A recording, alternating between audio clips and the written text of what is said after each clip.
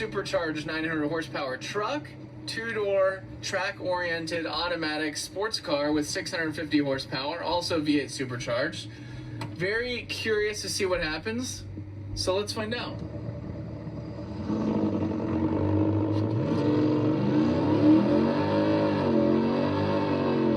Got him off the line. I do not see myself catching him.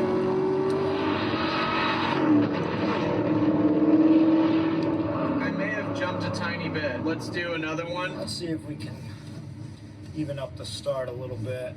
Ready? All right, here we go.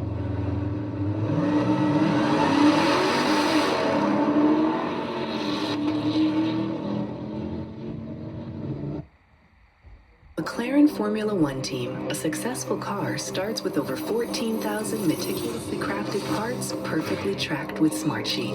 From engineering to production to assembly, AI-powered workflows help bring every piece together seamlessly. With every part in place and every team member connected, the McLaren Formula One team wins more than races. They compete for championships. Smartsheet, where tracking every part and minding every detail helps drive the future of racing. Buongiorno, signore! This is how I die. You're gonna save the day like you always do by being smart, sharp, and almost always by mistake.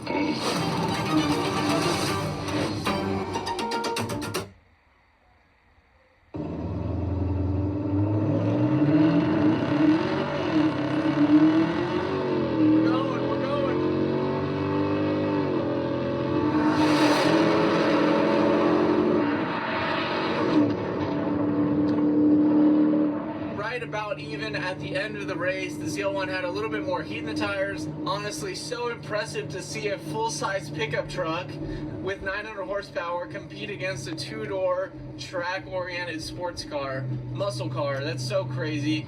Never underestimate a truck in Texas.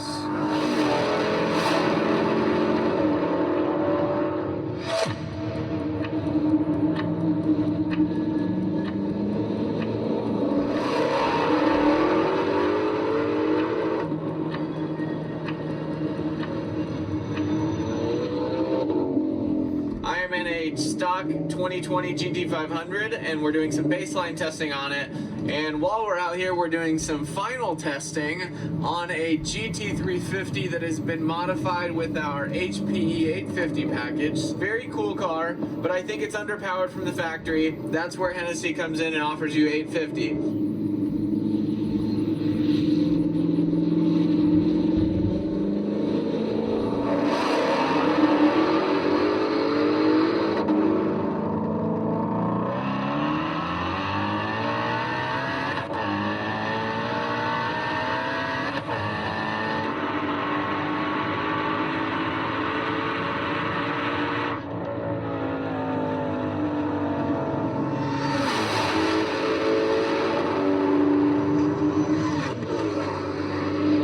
Like stock, power's there when you need it, still revs to the moon, and just so fun to drive.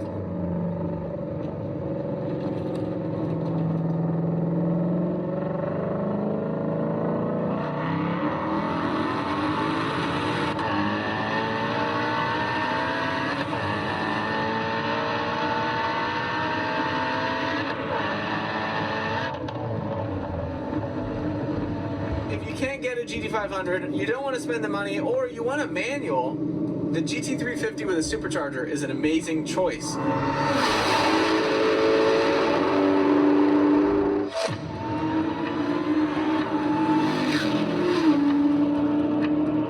we've got a 1,000 horsepower Jeep versus Chris's Huracan Spider, so let's see what happens.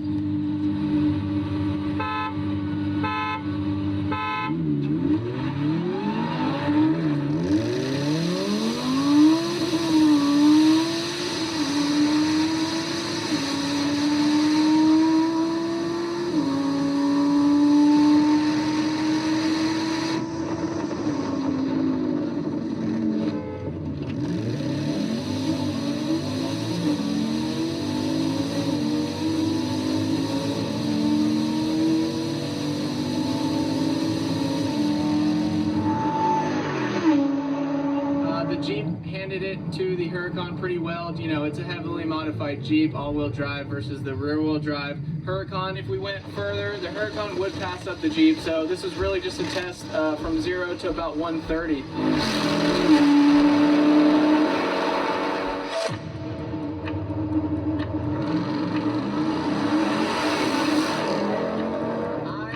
Brand new Mammoth 1000 TRX. This thing is bad to the bone. And oh wait, yeah, did you hear that? 1000 horsepower. So we're headed to the back of our Pennzoil Proving Grounds test track here to give the people what they want. They want to know how much faster a Mammoth 1000 TRX is on 37-inch tires in 100-degree heat than a factory one. We're here to find out. Okay, I'm ready.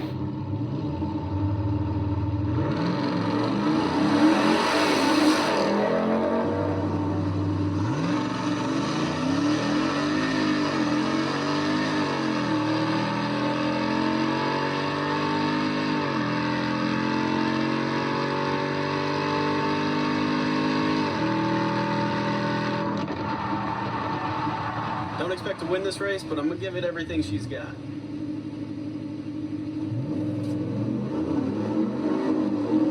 And everything it's got is just not enough.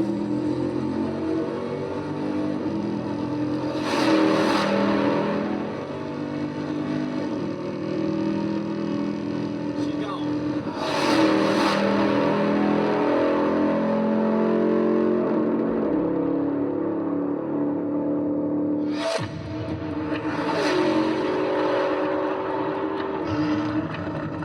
Today we have the ultimate battle of absolute luxury. We have a Lamborghini Urus, which is a massive luxury, a sport SUV. Right next to it we have the Rolls-Royce Wraith. Unbelievable cars. And let's go see what happens, man. I'm curious. That's so pimp.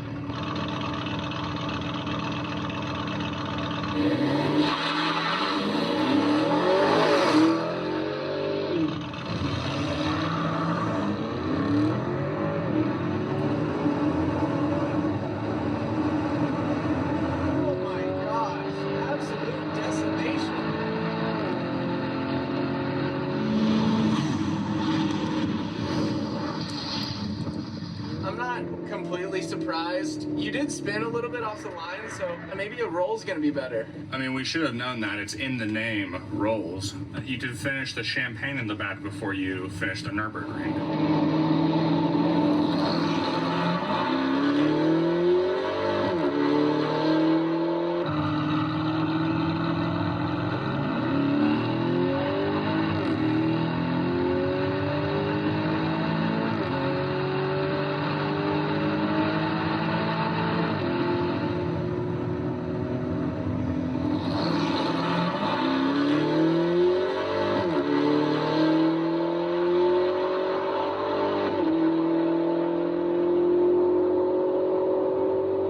Is just such a different vehicle from the Rolls-Royce. The Rolls-Royce is all about luxury. This is about combining sport and luxury.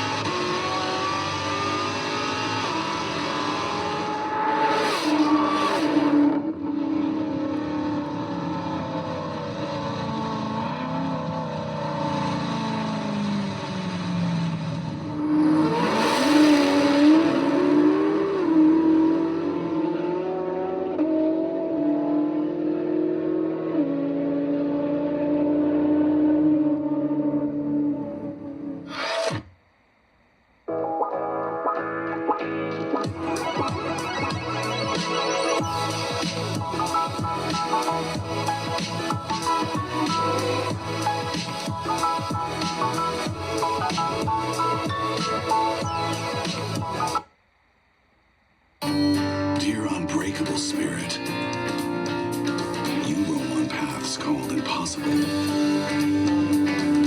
Own a legend. Toyota Trucks. Toyota, let's go places.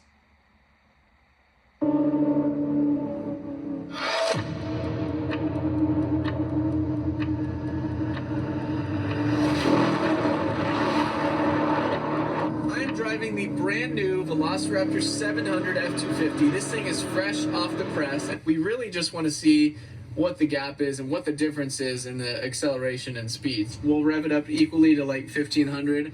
I'm ready.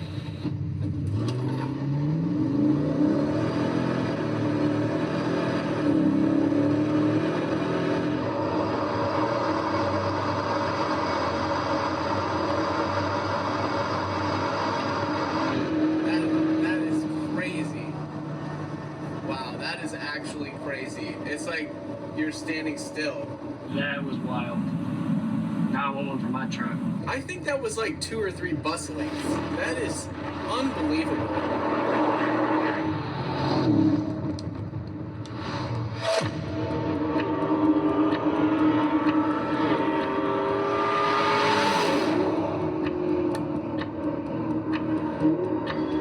I brought the Ferrari 488 GTB, pushing 660 horsepower. Pretty sweet. Well, thanks for bringing it out. We're excited. We're going to race it against our HPE 800 Escalade. And the Escalade is making about 740 horsepower to the rear wheels. We will be launching it in 4-wheel drive, and we'll just see what happens.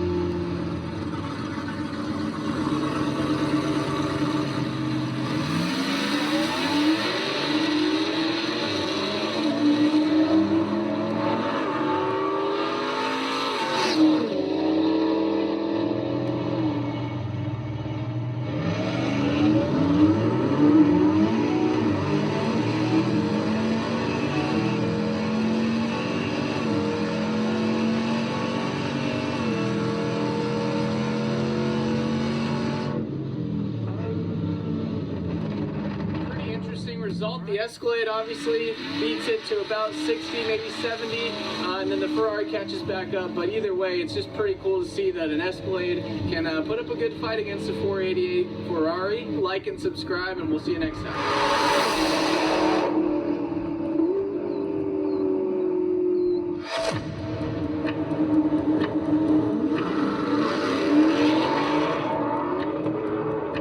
GT350 is a naturally aspirated 5.2 liter Voodoo motor, so this isn't an exact apples to apples comparison. What is a supercharged 5 liter V8 truck with a lift, off-road wheels and tires going to perform against a manual, naturally aspirated, track-focused Mustang? Let's see what happens and find out.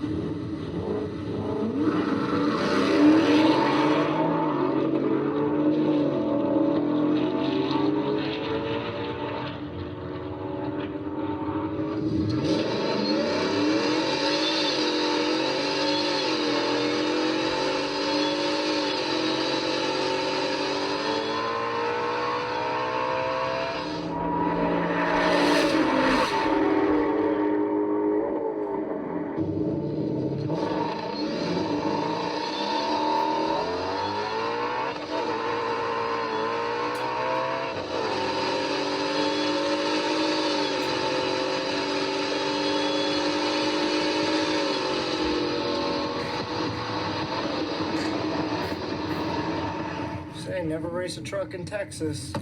These are one of my favorite cars to drive. And then it's like pickup truck. It's jacked up and it's got these big brakes and a blower, and you know, it's faster.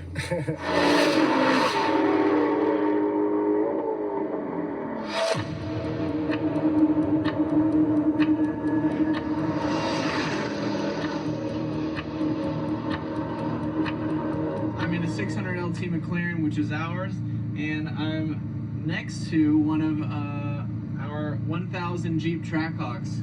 Very amazing vehicles, but very different. When you look at this McLaren, it looks like a race car. It's a very track-oriented performance, you know, exotic vehicle. When you look at the Jeep, it looks more like a family vehicle, but the Jeep has a lot of secrets in its sleeve. We're gonna do a video today doing a drag race between this McLaren 600 LT versus our 1000 horsepower Jeep Trackhawk. Let's see what happens. I'm really curious to see.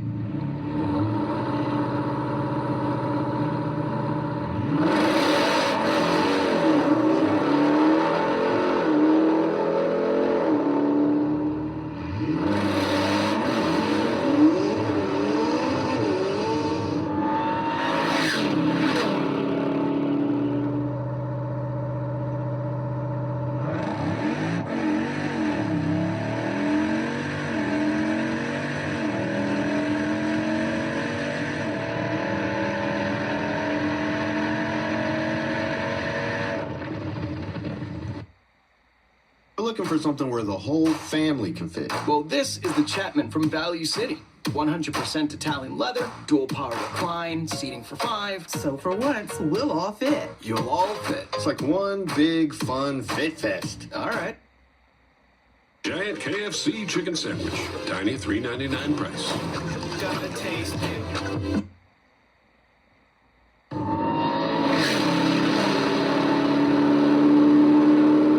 We just did our first race.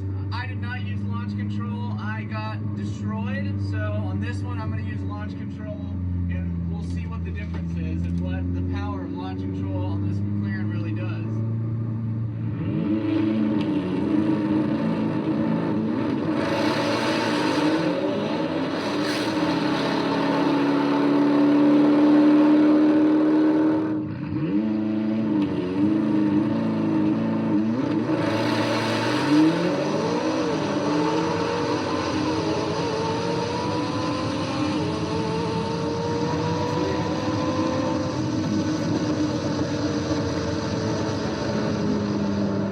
Alright, so we just did the second race. I used launch control this time. It was a completely different output. I actually won the whole race through and through. He was going off of my movement, and so I got the hit, and I led the whole race. Okay, now I'll use launch control, and I'll go off your movement. Launch mode unavailable. I wonder why. I'm at 18% fuel. We think it's like under 20. You can't do it. Everything's in track, right? Yeah. Try shutting it off for a longer period of time.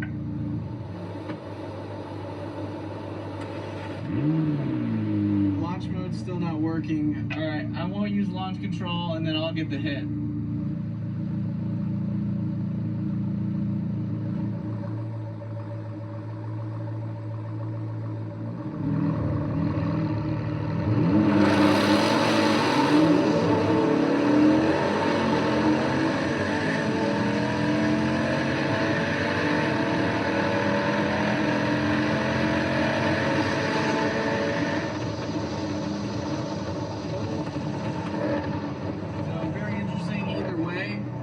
The Jeep 1000 is a heck of a performer for a big family SUV, I would say, and the McLaren 600 LT is super awesome as well. So stay tuned for more awesome videos. We'll see you soon. Smash the subscribe button, follow us on all platforms, like this video, let us know what else we should shoot, and we'll see you next time.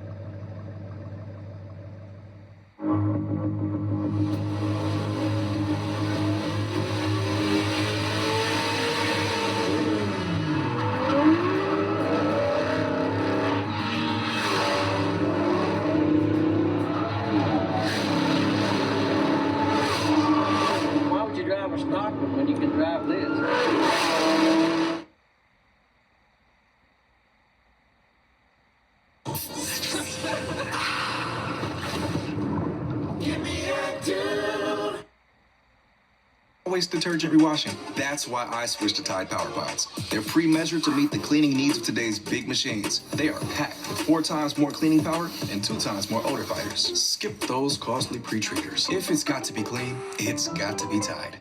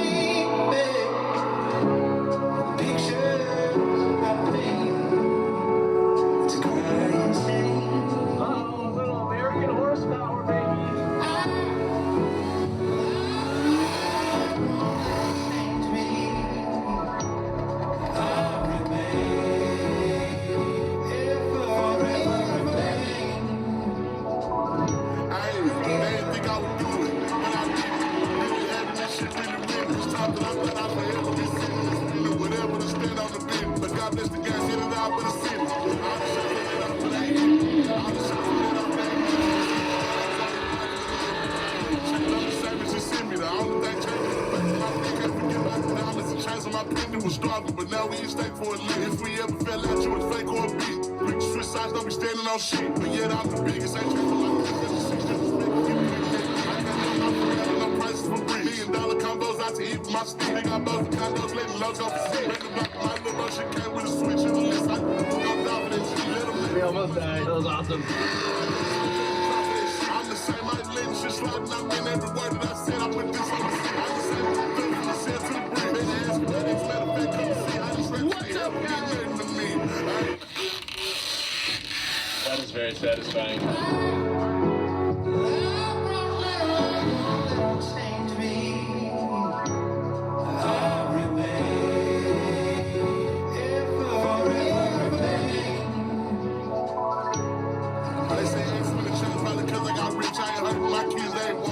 They say it's when the chance probably came from a bitch tried to hit, now I'm up and they out. They say it's when the chance probably came from I'm fucking with Kush, then I'm 10 with the guy. I come out of this, folks get to say the extra. I'm the same and I'm standing on 10 with my name. Hey. I won't let them change me. I'll remain. Forever remain. Forever.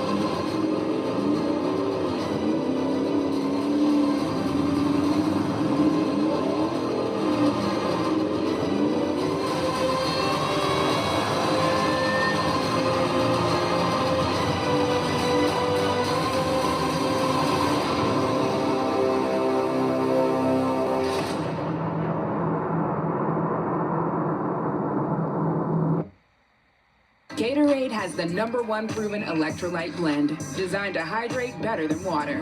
Made to rehydrate, replenish, and refuel, so you can lose more sweat and create new legacies. Gatorade, is it in you? I started All Nation Restoration to help people. Chase for Business is literally what it says in the name. It is Chase for Business, where I can find everything I need in one place, so we can help people get back to life.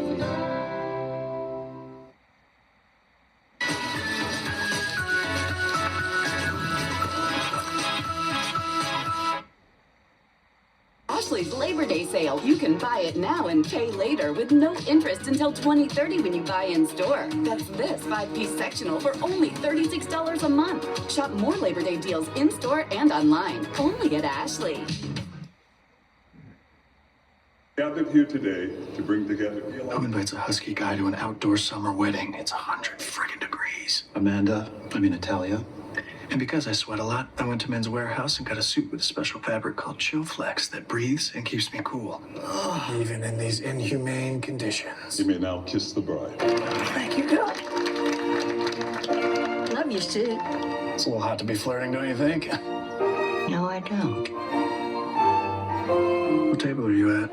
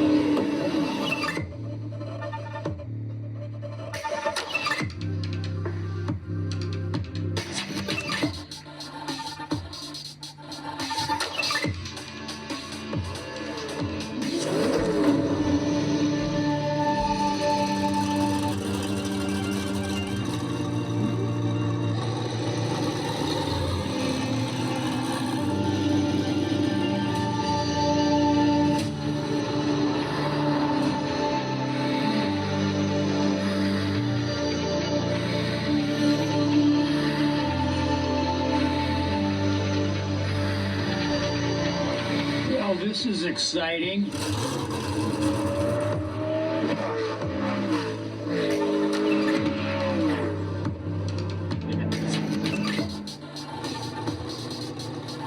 I'm gonna make one more lap before I go in.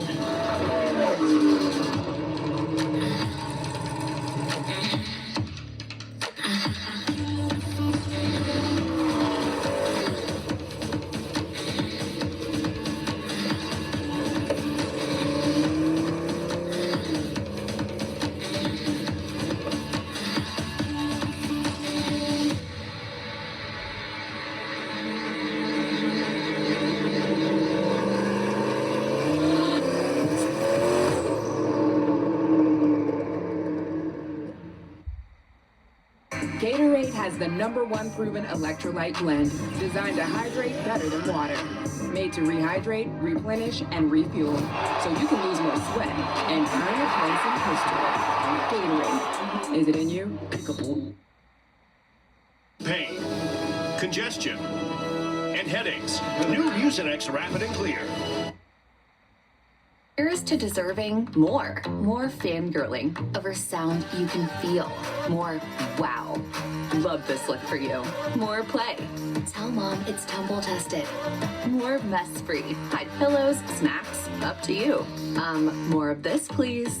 More for less? Like up to 20% less. Plus, no interest financing. Right now during the Labor Day sale.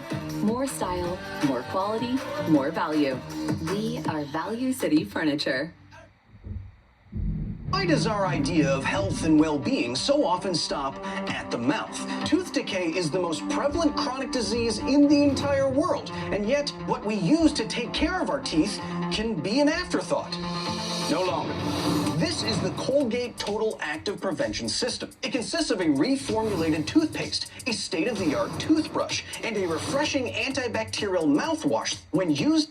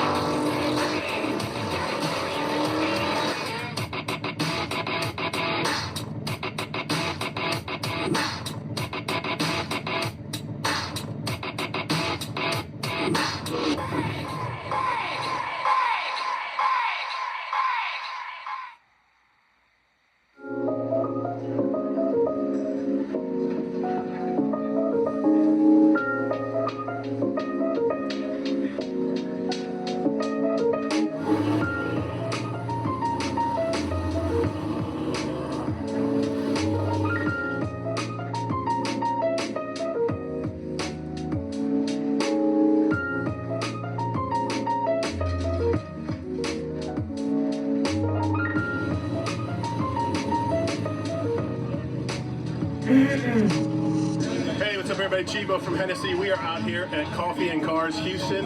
And guess what? Today is Hennessy Homecoming 2024. We've got our VIP customers and guests out here. We've got a car corral. They're going to have a great day with us as we got a full day of events planned for them. You don't want to miss it. Keep watching. It's going to be an awesome day.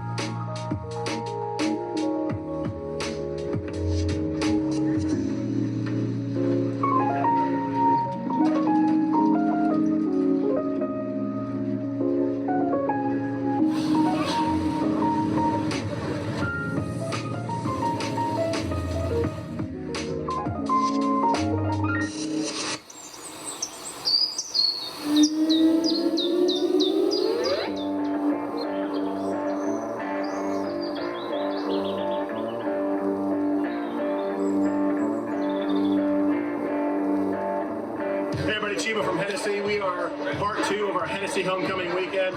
We are in Brookshire, Texas at the amazing Hemi Hideout, owned by John and Diane Hovis. This place is not a museum, it's not a car collection. It's the most epic man cave you've ever seen on steroids. So we are so glad that our Hennessy customers and guests are out here today to join us and experience this amazing, amazing facility. So thanks, stay with us, you'll see lots of cool things.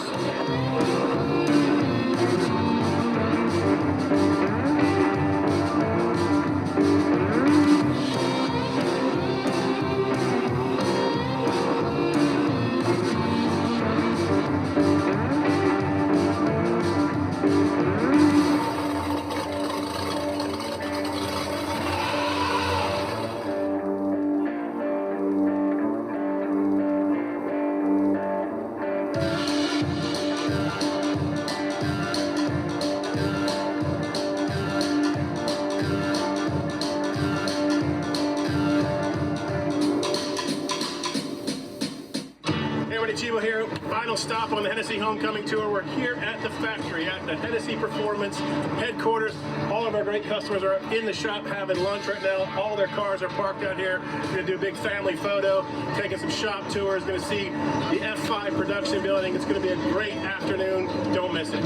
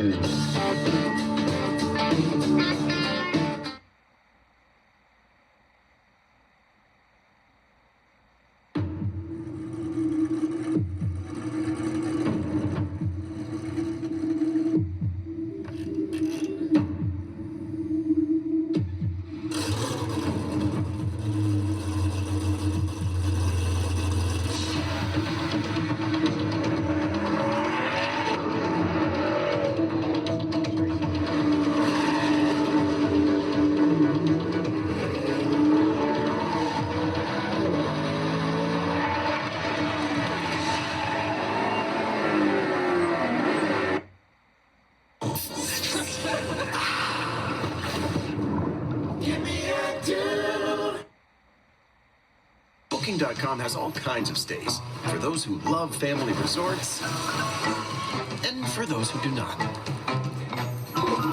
There we go. Find exactly what you're booking for. Booking.com, Booking.yeah. Americans, we can do anything we want, except one thing. We just can't stop being American. Nothing stops America, and nothing Ram.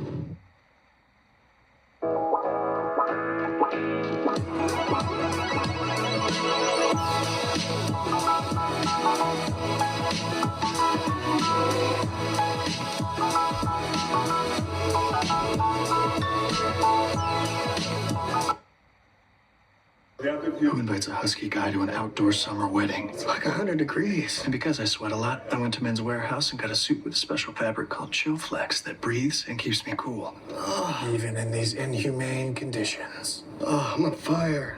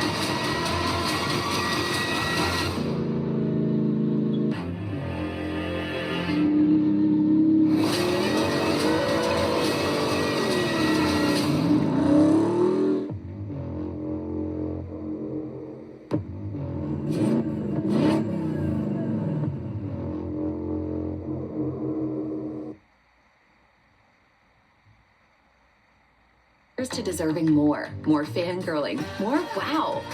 More for less. Like up to 20% less. Plus, no interest financing. Now during the Labor Day sale. More style, more quality, more value. We are Value City Furniture. Mont Blanc Observatory, High Mountain Library. Again. And writing room. Again, we did a commercial here previously. Which I wasn't in.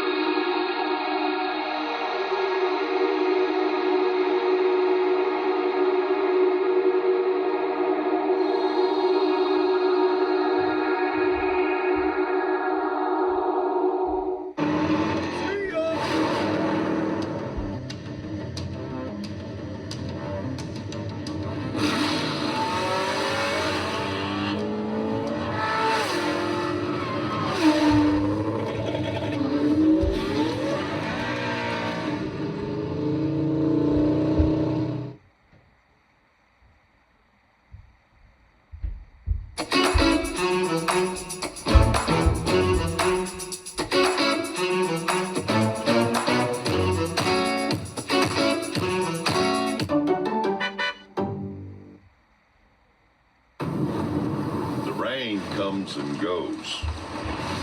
You just keep going. Cut through the rain on the Proven Tread compound of the Firestone Affinity AS.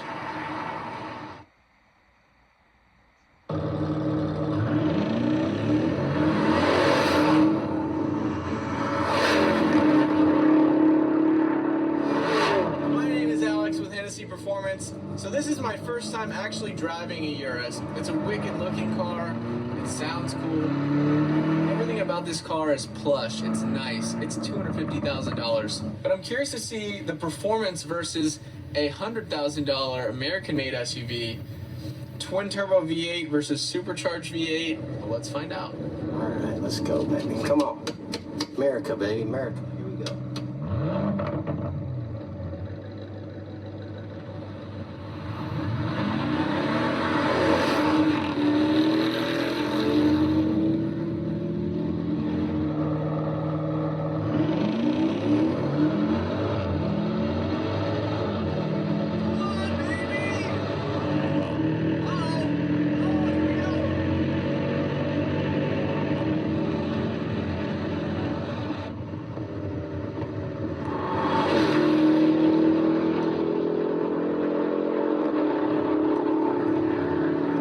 reeled me in like a big mouth bass. Definitely out 60-footed him, but holy cow, that thing was huffing and puffing.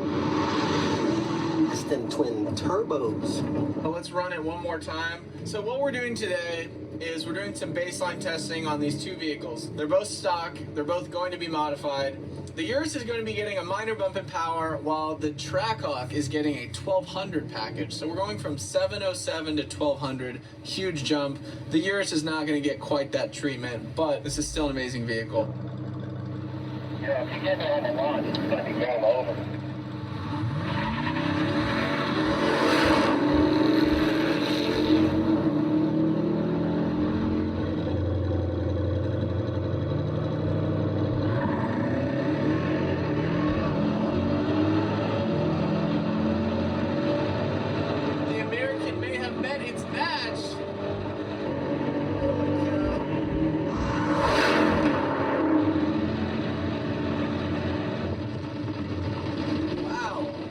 Right about neck and neck. Oh, that was a hell of a race.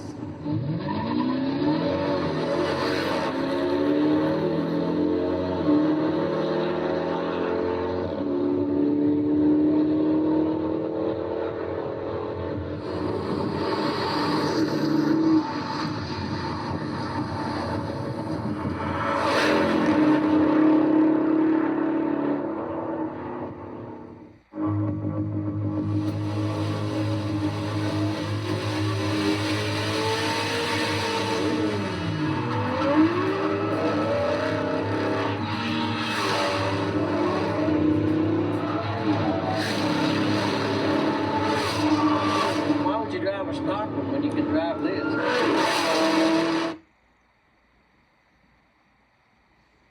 Week only at Ashley's Labor Day sale. Shop doorbusters for every room in your home, starting at just $3.99. Find this queen mattress now just $2.79. Plus, pay no interest until 2030 when you buy in store.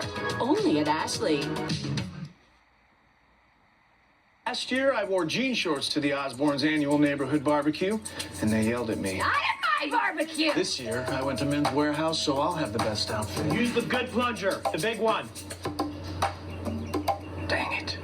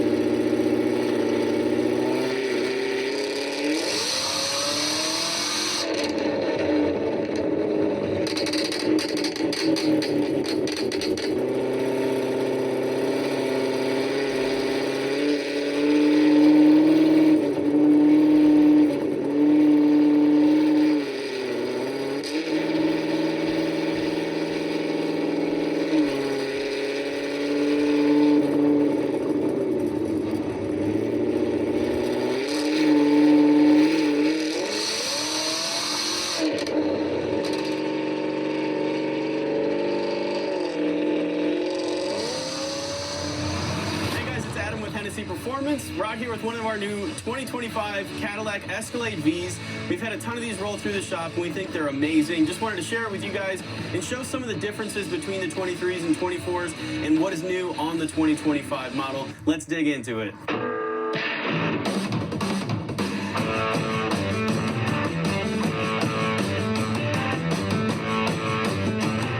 First and foremost, you're going to notice the front end had a fascia update here. So the headlights being kind of one of the most eye-catching pieces, the slim line, and then it also connects down to the DRLs here. The grille looks amazing. The front end of this just looks sleek but menacing at the same time. So the second feature on these that we noticed right away, obviously the big 6-piston brakes that it comes with, but 24-inch wheels from the factory. It's a wild update that we didn't expect, but pretty awesome to see on a production vehicle. And moving to the interior here, when you sit down in the driver's seat, the first thing you notice is the biggest thing here, which is a 55-inch screen that goes from the driver to passenger side, has all of the information you could need and more, along with a second touchscreen down below for more information, more details, and just makes for a nice, sleek appearance. So moving to the back seat, I'm a 6'2" guy. I fit in here with more than enough space, and you also have more than a foot of screen in front of each seat. And the final cherry on top to all of this is 1,000 horsepower under the hood. Yes, 1,000 horsepower, 3-row SUV, surrounded in luxury, but you have all the performance you could ever possibly imagine under the hood of this monster.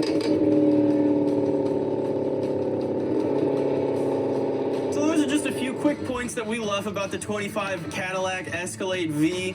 If you're more interested in this project, give our team a call today. If you yourself have an Escalade V and the thought of 1,000 horsepower piques your interest, give us a call, talk to our sales team. We're happy to get you in a production slot.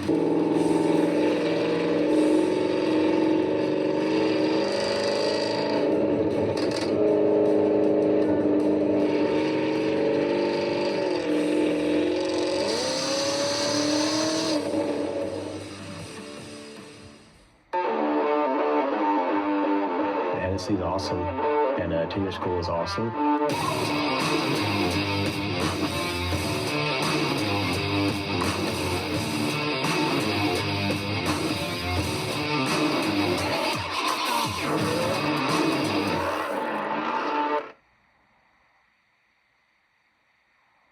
Here's to deserving more. More fangirling over sound you can feel.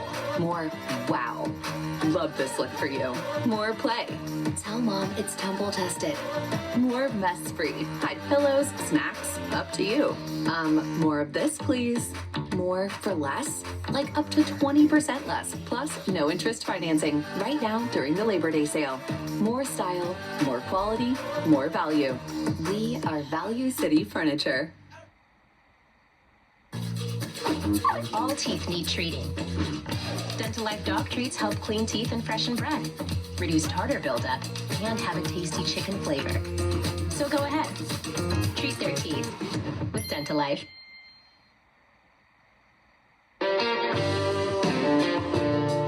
Ladies and gentlemen, welcome back to the Hennessy Performance YouTube channel. My name is James, and today we got a special treat for you guys. We got an S650 Dark Horse Mustang here. This is our Super Venom package, so it's turned up to 850 horsepower, gets a whole bunch of carbon, and a whole bunch of other accessories. Today, we're going to be going over some safety, some tech tips, and general things to look out for when doing an oil change and service on your S650 Dark Horse. Let's get started. All right, guys, tools you're going to need for your oil change on your S650 Dark Horse. This car has some splash shields that take a 7mm socket to take off. We're also going to want to have some sort of device to grab onto our oil filter in case it's too tight for our hands. So I got a filter claw here. Got an extension to make our lives easier when using the filter claw and possibly when taking off our drain plug, which is a 15mm. Also, get yourself a nice, good length 3/8 ratchet or equivalent. And that should be about all you need.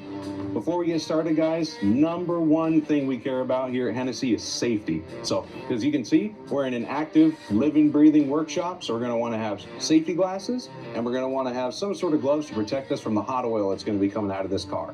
As always, follow the manufacturer's recommendations for where to lift your car up, how to set the jacking points properly, and how to set up a 2-post lift or a floor jack and jack stands when you're doing your service. Let's go. Step one, we're going to open our hood and get our lift arm set on the vehicle. Hood releases on the left-hand side on your kick panel down there. All right, now that we got the hood open on the Mustang here, we're going to do a quick cursory glance, looking at our hoses, looking at any connections, coolant connection, oil connection, and looking for any signs of small fluid leaks or anything that we can see immediately.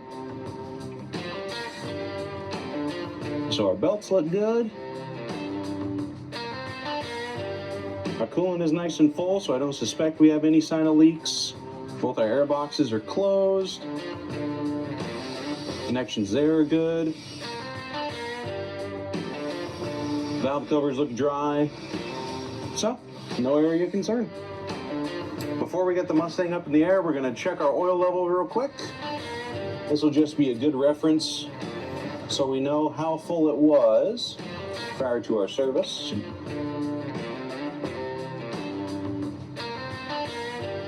Looks like we got a full oil level right to the top of the hash mark. So that's where we will be aiming for when we refill it with engine oil. So let's pull our cap off. All right, let's get it up in the air. Now we got our lift point set, so let's get the Mustang up in the air, drain the oil, and change the filter. Always give it a little shake. All right, now that we're up in the air, let's continue with our cursory inspection here. We're not doing a full-blown vehicle inspection, but we just want to make sure that nothing obvious is going wrong. Cool. Everything looks great. Let's continue with the oil change. All right, we grabbed ourselves an oil drain. We're going to go ahead and get those gloves on we talked about earlier. We don't have to take our splash shield off just yet. The drain plug pokes out of the back of it a couple inches. So raise our pan up, grab our 3/8 ratchet and our 15 millimeter. Go right up there, give it a nice whack, and it should come out the rest of the way by hand. And remember guys, when you're getting ready to drain this oil isn't going to come straight out. It's going to actually come out at a little bit of an angle, so you want to space your pan a little farther back than you normally would. Cool. There we go. This is a good time to take a look at our oil. Looks like used oil. Nice and clean and clear. And we didn't have any problems with this engine from the get-go, so we weren't really expecting to see anything here. But if you're noticing any strange noises, any oil consumption, other things like that that could denote an internal engine issue, definitely take a fluid sample of this and send it off to an approved testing lab so they can tell you what's all in there and tell you what to look out for. But for us, we're doing good. So we put the drain plug back in a little early. The oil was starting to curve around and get onto the skid plate. We don't want to make that mess. So we're going to go ahead and take our skid plate off now. Grab our 7 millimeter socket. If all you have is a ratchet and extension, that'll do just fine. But for me here, I got a power tool. So that's what I'm going to use. Periodically, as you're taking bolts out, you can kind of pull on that splash shield a little bit to see where the rest of the bolts may be hiding. Definitely don't want to go tugging on this too hard. It's made of a very light fabric and it is really easy to tear. Looks like that's it for bolts, but we do have a couple of these push fasteners on there still. Let's grab a trim tool, pop those out. Let's see. How about that? Now we can finish draining our oil and avoid the mess that we were going to make, and then we'll move on to our oil filter. While the oil's finishing draining there, this is a good time to inspect your drain plug. So our drain plug utilizes a rubber gasket that's part of this inner face on the drain plug here. Our gasket looks to be in great shape, but always consult a good online resource like AllData, Mitchell, or even a factory service manual to determine if this is a gasket that is one-time use or something you need to replace each time you remove and install the drain plug. For us, we're okay to reuse this. Now that our oil is reduced to a very, very thin stream, we're going to take our nice clean drain plug, go ahead and install it back in the oil pan here.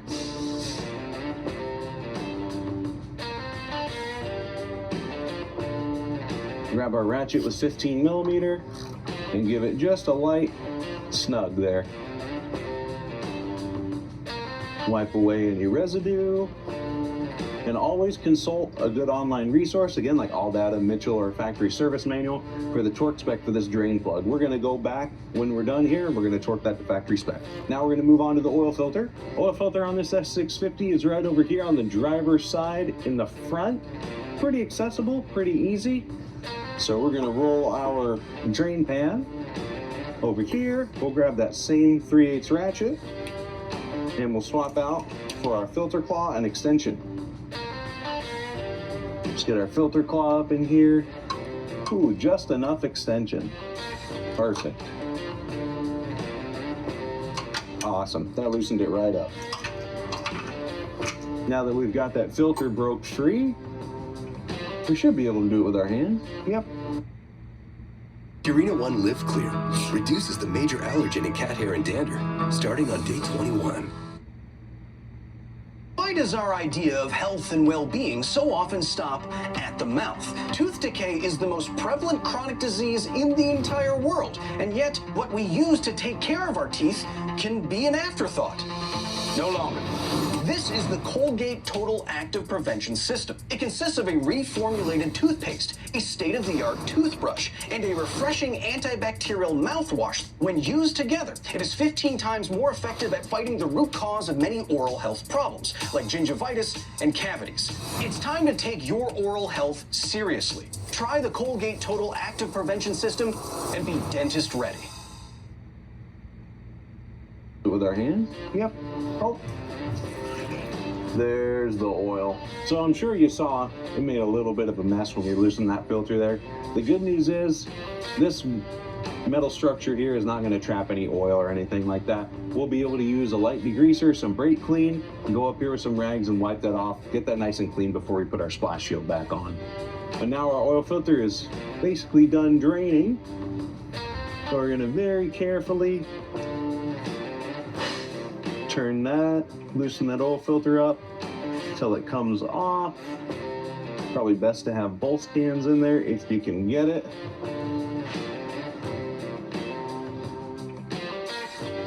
So once it hits that last thread, it's going to want to fall right out of there. Oh, there it is. And that's the oil filter out. All right, guys, we got a new oil filter here. It's a Motorcraft FL500S. So this is the stock oil filter for your S650 Mustang and for almost all 5-liter equipped vehicles in the Ford lineup. We're going to go ahead and reinstall this now. Let's get a little bit of clean oil. Just get a little bit of oil off that cap and lubricate that seal. And we're going to wipe the surface that the oil filter gets screwed onto there. It's known as the oil filter boss. Just double check up there visually. Wow. Yep, it's nice and clean and dry, and there's no old gasket. So, screw our new oil filter on here. This should go on very, very easily, guys, with little effort by hand. You don't need to reef this on. And when you get it all the way screwed down by hand, just give her a little tighten past that. And that's all you need. We'll grab our parts cleaner in that same rag. We're going to clean up the little mess we made earlier. We're dealing with chemicals. Need to protect ourselves. And this is pretty real world, guys. You know, if you're doing it on the ground, on your back, on some jack stands, it's hot outside, the likelihood you make a mess is about 100%. We've got that area all nice and clean. Looks like brand new. Let's roll our drain out of the way. And we'll put our skid plate back on.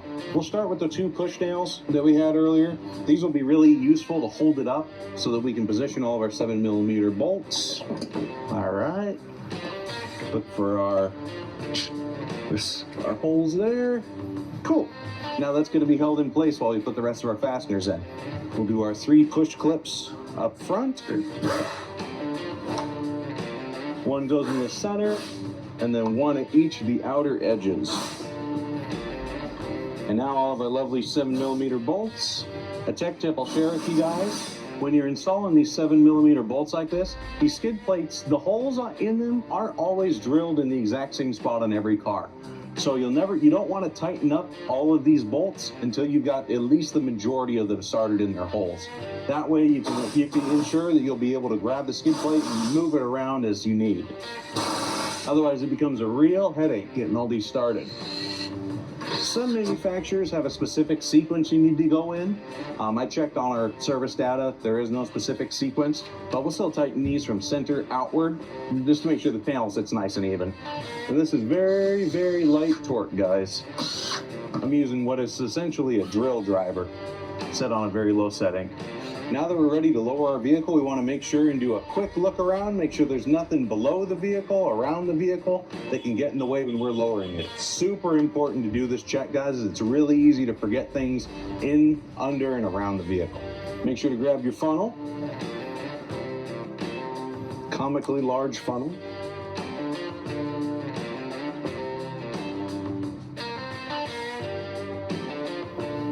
One down, 9 to go. Quart number 10 going in. Before we start the Mustang back up, we're going to go ahead and double check that oil level.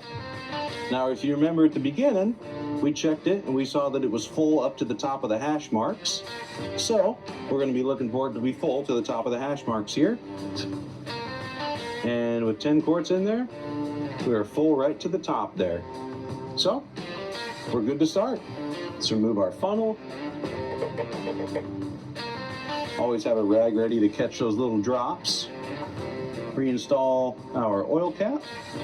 Make sure to do a quick clean off before you get in the car. The last thing you want is oil or dirt or gunk on your seats, on the steering wheel, any of those touch points there. Make sure your foot's on the brake. Hit that start button.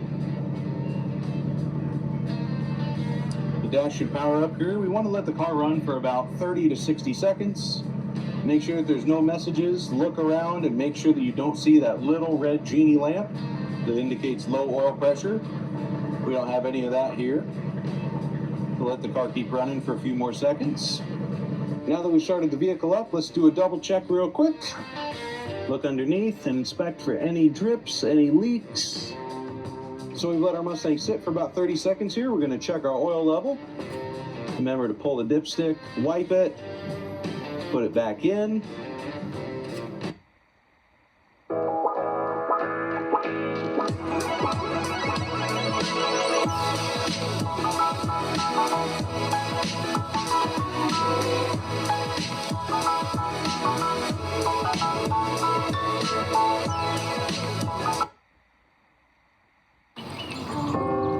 What's for dinner?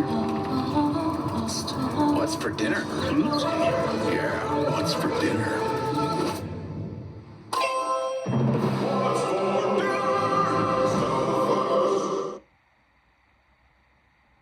Wipe it, put it back in. Okay, and we can actually see here that we're just at the bottom of the safe range. So we're going to go ahead and add a little bit of oil, probably about half a quart at a time, and recheck until we're in the middle to upper range of that safe hash mark. And we're going to add about half a quart of oil and then give it some time to drain to the bottom and recheck. Once again, pull our dipstick and wipe. Pull our dipstick again. Perfect. So now with that added, about 3/4 of a quart, we're right at the top of those hash marks there. Well within the safe range.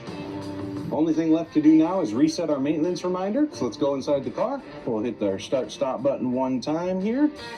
And unlike previous Mustang models, our oil change reminder is now inside our center screen here.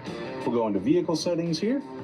You see our oil life right there. So we're going to go ahead and press and hold to reset. Reset complete. And now our oil life reads 100%. And now if you'd like, here at Hennessy, we recommend 3,000-mile oil changes on all of our vehicles. So we install an oil change sticker up here. 3 months or 3,000 miles, you're going to want to go ahead and swap that oil out again, especially on a high-performance beast like our Super Venom. Guys, that's going to go ahead and do it for our oil change on our S650 Super Venom. So just to reiterate again, safety is your #1 concern in this job. You got hot oil, you got fluids that can splash, and you've got a car typically above you. So make sure to consult your vehicle's owner's manual and any online resource that you have for proper jacking points and how to lift your car safely. In addition, always make sure to check those same online resources for your fluid types, capacities, and torque specs. Thanks again for watching our videos, guys. Hope you enjoyed and hope you return for more content on the Hennessy Performance YouTube channel. My name is James. We'll see you next time.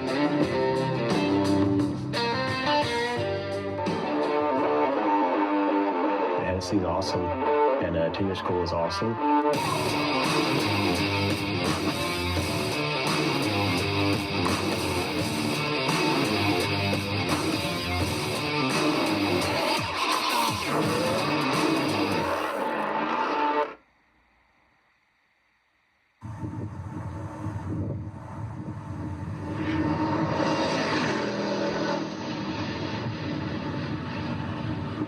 It's a nice, beautiful, sunny day here at our Pennzoil Proving Grounds track. I'm Alex with Hennessy Performance. I'm in a 600 LT McLaren, which is ours, and I'm next to one of our 1000 Jeep Trackhawks.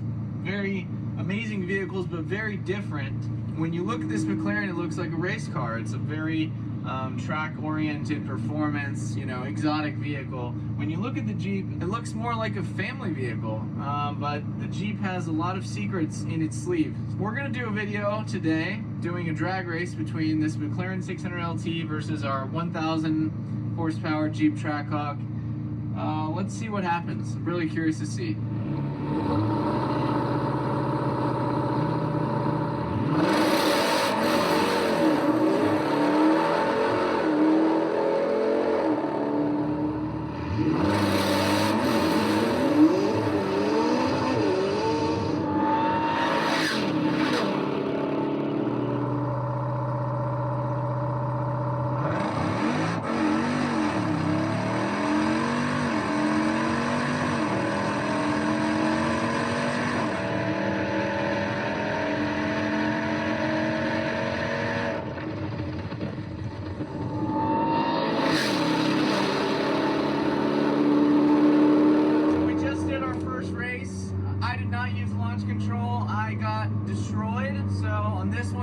Launch control, and we'll see what the difference is and what the power of launch control on this McLaren really does.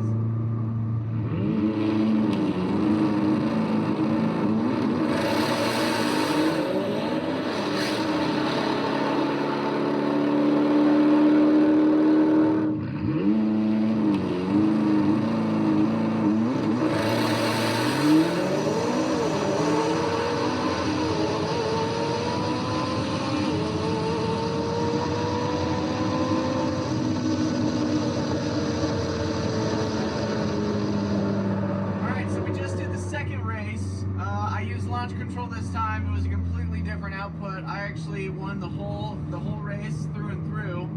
He was going off of my movement, and so I got the hit, and I led the whole race. Okay, now I'll use launch control, and I'll go off your movement. Launch mode unavailable. I wonder why. I'm at 18% fuel. You think it's like under 20, you can't do it? Everything's in track, right? Yeah. Try shutting it off for a longer period of time.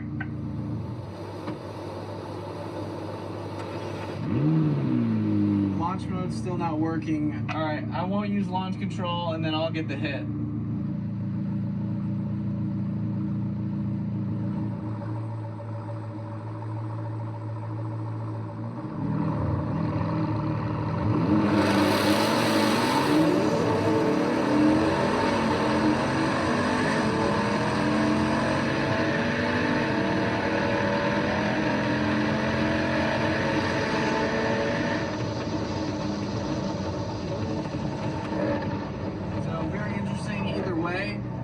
The Jeep 1000 is a heck of a performer for a big family SUV, I would say, and the McLaren 600 LT is super awesome as well. So stay tuned for more awesome videos. We'll see you soon. Smash the subscribe button, follow us on all platforms, like this video, let us know what else we should shoot, and we'll see you next time.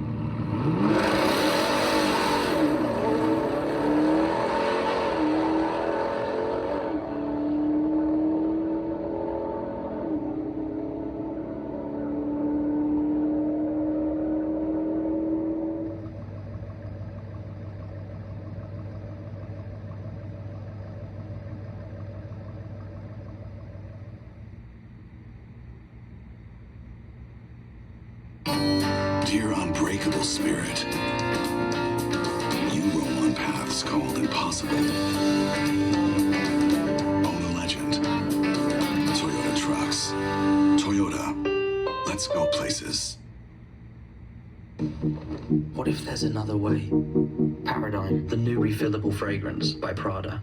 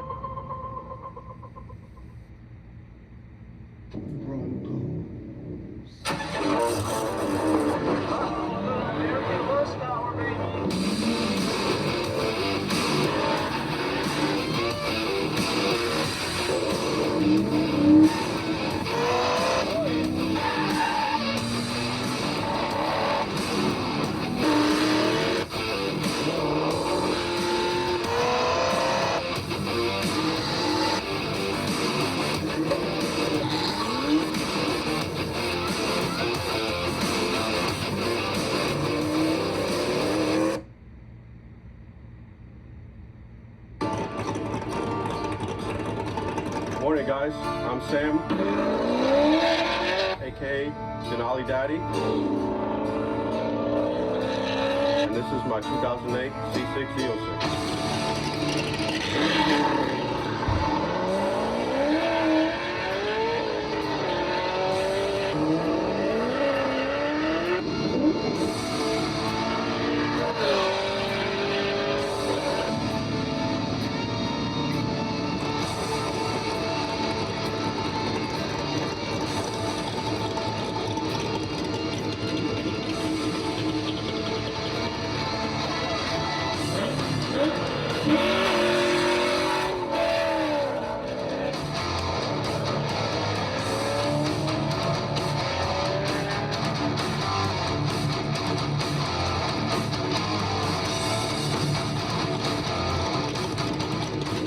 So you might be thinking, where did this passion come from? So really it came from my environment. So grew up in Brooklyn, New York, did a lot of street racing, RC cars. I used to break them down just to understand how they work, put them back together. So I guess I was wrenching, but just not on a car. My first car was an '86 Honda Accord DX, pop-up headlights. Got it out of the junkyard for $500, put a battery in it and an alternator, got it running down the road. So my first modified car was a 1987 Chevrolet Camaro IROC Z. I love that thing. It was kind of rowdy, put a cold air intake, underdrive pulleys, rims and tires, you know, just small little modifications that I thought I was doing big things, and I was just scratching the surface. You know, I was a 20-year veteran, Navy veteran. I really didn't know how to tune vehicles. I didn't know how to put all that information in the car. And so I was a student, a tuner school student. Everything connected the dots for me to excel in my life. You know, I'm grateful for the leadership that's seen something in me, that wanted to hire me as an instructor. To be able to help them connect the dots and see that light bulb click is amazing for me to see that, but also to see them in the future and how they excel, where they go with that information. If you desire performance and you want to know how to do it, come to tuner school. If you are already a technician or mechanic and you know how cars work, come to tuner school and help you grow in your journey in life and have fun modifying cars. I love Corvettes. When I was younger, I thought the only people that owned Corvettes were older guys, but I'm older now, so I got a Corvette. I had a C3 in 1982. I really loved that thing, but it introduced me to other Corvette owners. And so I grew this passion over the years of, man, one day, I will have a Z06. I know I definitely wanted blue. I definitely wanted a 427. The Z06 came manual only, so that was perfect. I didn't have to fight between automatic and manual. She's not stock. Aftermarket wheels and tires. These are C7 Z06 replicas. I got some Yokohama Advent Apexes. Corner a lot better than my previous tires. Carbon fiber rear lip, MGW short throw shifter, upgraded clutch, heads, cam, intake, cold air intake, flex fuel capability. At the moment, we're in the process of dynoing and tuning for E85, but when it was on gasoline, she's kicking about 609 conservative to the wheels, and on E, stand by for those numbers, taking guess 650 to 660 to the wheels. Two things that kind of are good memories in these cars. One, obviously, is the day I picked it up. Be able to have my wife with me while picking it up was like a plus. And the second was, I was autocrossing with Kenzie, and just being able to throw this car around and let it do its thing. If I was to upgrade or get something different, I would definitely shoot to try to get C6 ZR1, the Blue Devil. What do I think when I hear long may we drive? If I'm doing a build, I have the proper oils and parts to get me down the road or to get me through racing. The support in the aftermarket community, I think of long may we drive, just, I mean, it says it all. Being able to go anywhere, do anything, just the love of being a car guy or car girl, you know, get out there and have fun doing it.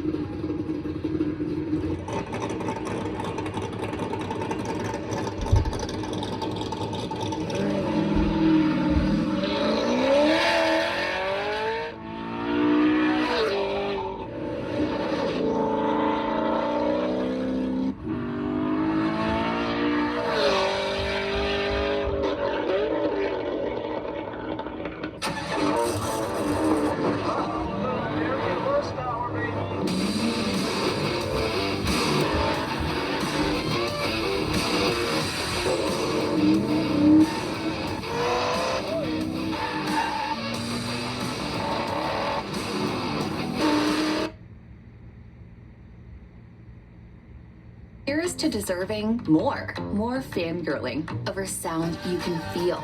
More wow. Love this look for you. More play. Tell mom it's tumble tested. More mess free. Hide pillows, snacks, up to you. More of this, please. More for less? Like up to 20% less. Plus, no interest financing. Right now during the Labor Day sale. More style, more quality, more value. We are Value City Furniture. If it's gorgeous you want, stunning, beautiful, look for the grit. Because it's the pros who are out there, pulling together dozens of projects a year, thousands in a lifetime. They're not cookie cutter and never the same. Pros know what looks amazing, and they know where remarkable is always in stock. At Floor & Decor.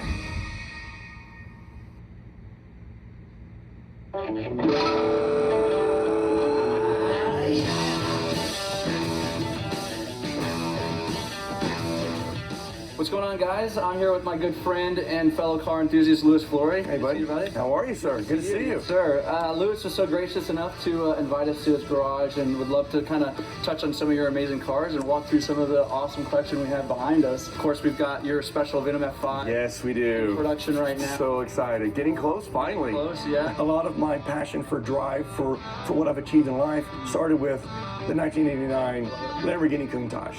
But this was the car this was the poster I had on my wall from about 8 years old.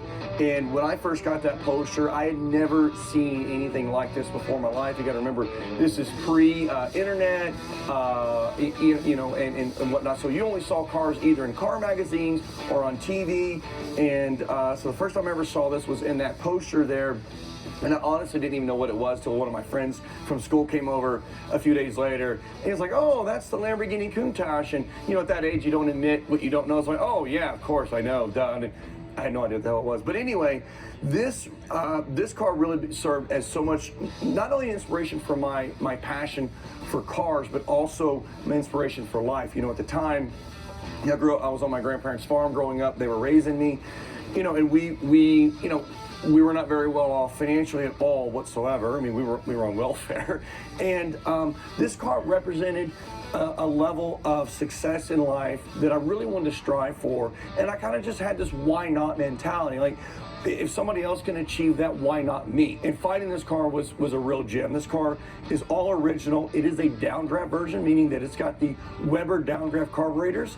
At the time, to bring these cars into the U.S., they had to be fuel injected. Well, the fuel injected cars had 40 horsepower less. They didn't quite have near as deep a rumble as the engine would produce with the Weber downdraft carburetors. So these were limited to pretty much European specs. This particular car came out of Dubai. When we found this car, 100% original, only had 3,200 miles on it. I've put at least about 4,000 miles on it myself. I drive it really, really hard.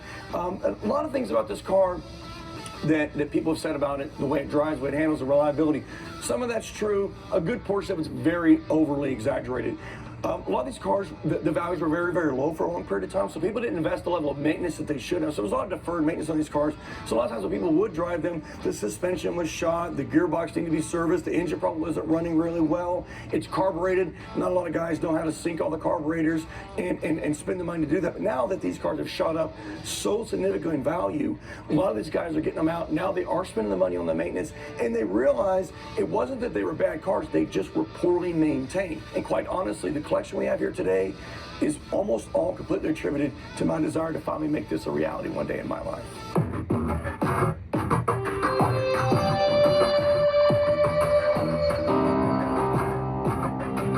Next in the lineup, we had to bring some American muscle to the collection. But not only that, I mean, this is a really, really special car in its own right in so many ways.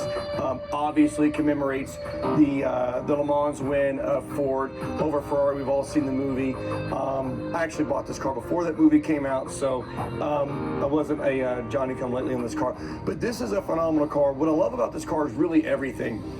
It's very, very analog. You know, I put this car, the driving experience and the analog driving experience of this car, very close to a Carrera GT, and that's not a comparison I've ever heard anybody else make. I owned a Carrera GT for a couple of years in our collection. The manual gearbox in this car is absolutely fantastic. I mean, it is really, really good. It's a car that every single time I get back in this car, I fall in love with it all over again. The driving experience is phenomenal. That big old supercharger on the V8. I know some guys put some whipple blowers on them, and I get it. I think that's great. I think you're out of your mind to put 800 horsepower in this platform. Again, same thing, you know, no nanny assist really in this car. At least it does have ABS because it's a modern car. This car is already tail happy, and it will absolutely snap hook on you. I have snap hooked this car, by the way. Just with the 550 or so horsepower the car's got now. I can't imagine putting more on it. But I love the sound of the car, even the way it is. I've heard some guys put aftermarket exhaust on them. I've considered it, but there's something about this car that I just love it in its purest form. I feel like it's timeless. I feel like this is a car that could launch today, 20 years later. I mean, this is an 05. This car's 20 years old. And I feel like this is a design that works so well and is still so unique today. You could launch this car today, and I think it would still blow people's minds. It would be just as popular as it is today. Of course, you know, the way the doors open with the roof, it's super cool. Not very fun when some, you know what, person parks right next to you in a parking lot and you got to crawl out. It's kind of hard to look cool getting out of a car when you're crawling on your knees. We bought this car. It was in Columbus, Ohio. My wife and I flew there. She wanted to road trip this car home. I told her, you're out of your mind. That's a romantic idea that's going to be miserable in reality. And so we got there. Of course, there's no cargo space whatsoever, so we both had a backpack each, and we scooted the seats forward just enough where we could slide our back seats behind the driver and passenger seat. And we road tripped this car from Columbus, Ohio. That's about a 16-hour drive. We broke it up over 2 days, 8-hour driving. This car actually drives really, really well on the highway. Believe it or not, it's got a really compliant ride to it, especially considering how well the car still corners, because there's not a lot of body roll in corners, but the suspension, and again, for a 20-year-old car, we had an absolute blast road tripping this car across the highway. And it's the one car, because it represents so much of American history, and there's so much pride and heritage in this car. It's the one car that no matter what state you're in, everybody's giving you a thumbs up. Everybody loves to see this car. Immediately, they love you because you're the guy driving the car that represents so much of what we're proud of. This week only at Ashley's Labor Day sale. Shop doorbusters for every room in your home, starting at just $3.99. Find this queen mattress now just $2.79. Plus, pay no interest until 2030 when you buy in store. Only at Ashley. This year, I went to Men's Warehouse, so I'll have the best outfit. Looks like we have a problem here. You guys both match.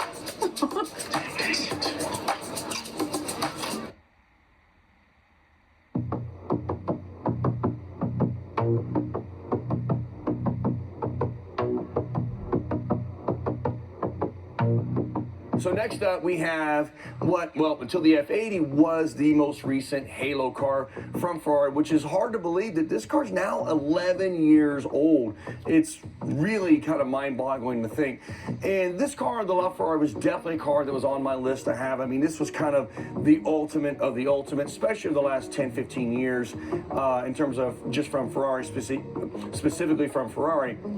But this car was not on my list at the time I bought it. I bought this car about 1.5 years ago. At the time, a lot of guys were starting to buy up a lot of cars, trying to boost their profile with Ferrari, hoping to get elevated to a level that they could get an allocation of the F80. So as I was watching the market kind of happen, it started boosting demand for these cars, and up went the price. And they were up around $350,000 from where they had been just about a year before. So if you go back 2.5 years, where these cars were. And at the time, my thought was, this is a car that once the F80 comes out and they start getting on the streets, these prices are going to cool off. So I didn't want to buy one at that time because I felt like they were a little overvalued at the moment. The F50 was really the car I was after next at that time, but there's only 349 of those, and getting right car, right deal, the whole thing on a car so limited production is very, very difficult. But I always said, if I was going to have a LaFerrari, there were some very specific things that I really wanted, which also makes them rare. There's only 499 of these, but there was only 50 ever done with the exposed carbon fiber roof. And once I learned that factoid, I knew I really wanted one with that exposed carbon fiber roof, because it only represented about 10% of the total production of this car. On top of that, because at the time they were speccing these cars, there really wasn't a whole lot of options on them. And a lot of the cars have the black interior with red piping. And don't get me wrong, it looks really, really cool, but it was just all black on the inside of that car. I'd sat in one before, and I just thought, you know, for a car this special, the interior just felt too basic, too plain, and too monotone in that all black. So I wanted the exposed carbon fiber roof with the red interior with black stitching. Sure enough, this car comes along, gets presented to me, and it being that rare, with those rare options that I really wanted, I went in, bit the bullet, bought this car, and I'm extraordinarily grateful I did, because some people love it, some people are not really sure what they think of the F80, and some people flat out hate it. Nonetheless, you can't deny the fact that these have shot up about another $1 million in value since then. So from a value perspective, I'm very glad I bought the car at the time that I did, even though at the time I thought I was overpaying. But what I have to say about this car, it's a 1,000 horsepower car, and it's 11 years old, but as insane as all that is, it's actually not only phenomenal, expected to be a phenomenal driving car, and of course it is, but this is a car that my wife and I could go to dinner in. It's actually, what blows my mind about this car, it's actually pretty comfortable to drive in, which means I'm able to put a lot of miles on this car, and I have since I bought the car. I bought it only had 1,800 miles on it at the time, which I bought this car about a year and a half ago. So in its roughly 10-year life, it only had 1,800 miles, and I think I've put another 3,000 on it just in the little over a year and a half that I've owned it, because it's such an easy car to live with, which is insane when you think about a supercar or halo car from Ferrari that only comes along every 10 years. It's supposed to be the maxed out version of everything that they offer, but in a car that you can still drive and live with and put a lot of miles on is really mind-blowing. And at the end of the day, that's really cool. It's gone up in value, that's really cool, but this view of this car absolutely never gets old.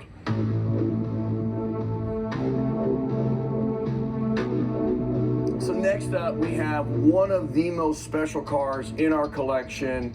And it's been a huge year for this car, but the F50. As I said, the year that I bought the LaFerrari, I really wanted an F50. These are two very, very expensive cars. So to buy them both in the same year was a big deal. It was not planned at all. But as you know, there's only 349 F50s ever. Of the 349, only 31 are in yellow. And listen, I love a red Ferrari as much as the next guy. They are cool, they are phenomenal, they are iconic. There's something about this particular car in yellow that just hits different. And the first time I ever saw a yellow F50, I just thought if I were to ever own one, and if I had the opportunity to be picky of a car that's already so limited, the dream would have been for a yellow one. This car presented itself. At the time, I was really not in the market to buy another multi-million-dollar car, but seeing this car, learning the history of this car, it came out of the Matsuda collection in Japan, which at the time, he was the largest collector of Ferraris anywhere in the world. This car's been featured in a lot of different magazines, books about his collection. This car was always featured in it. We're showing this car this year at Quail, and we just confirmed last week that of the 31 yellow F50s, this is the very first one to ever be painted in yellow. So it makes the story of this car just continues to get better and better and better. We did have the interior fully restored on this car, had it done by Zanussi, so it was done with all the original material in it. Other than that, the car is still 100% original. Nothing else has been touched on it. And we've had a huge year with this car. We flew it over to Italy for the 30th anniversary of this car for the Ferrari Cavalcade, and we went all through Tuscany in this car. My wife and I did. There was 22 other F50s there. That was the largest gathering of F50s in history. That was really, really cool. And Ferrari really knows how to put on a really nice cavalcade. I think the cavalcade lasted 3 or 4 days, and it was a phenomenal experience, a tremendous life experience. We road tripped this car 1,200 miles, because again, I'm a driver, and I want to drive and experience this car. I respect how everyone has different goals for what they're doing in life, but for me, I want to buy these cars and own them because I want the joy and thrill of driving them. I want to have that experience for them. You know, at the end of the day, I'm not going to live forever, and while I'm here, I want to enjoy the things that I've been able to acquire in life. That's the whole point of it. And then, you know, when the show's over, hey, another lucky guy will enjoy this car one day. But it's a phenomenal car. It's one I'm extremely proud to own in our collection, and it's definitely one that'll never leave.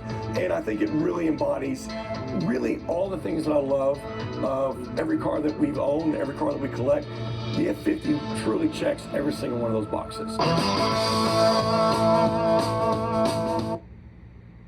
Febreze. Love your plugins but wish you had more scent control? Meet the Febreze Plug Scent Booster. Enjoy the same 50 days of continuous scent as Febreze Plug, including a cord for flexible placement options and a boost button for extra scent. Febreze Plug Scent Booster.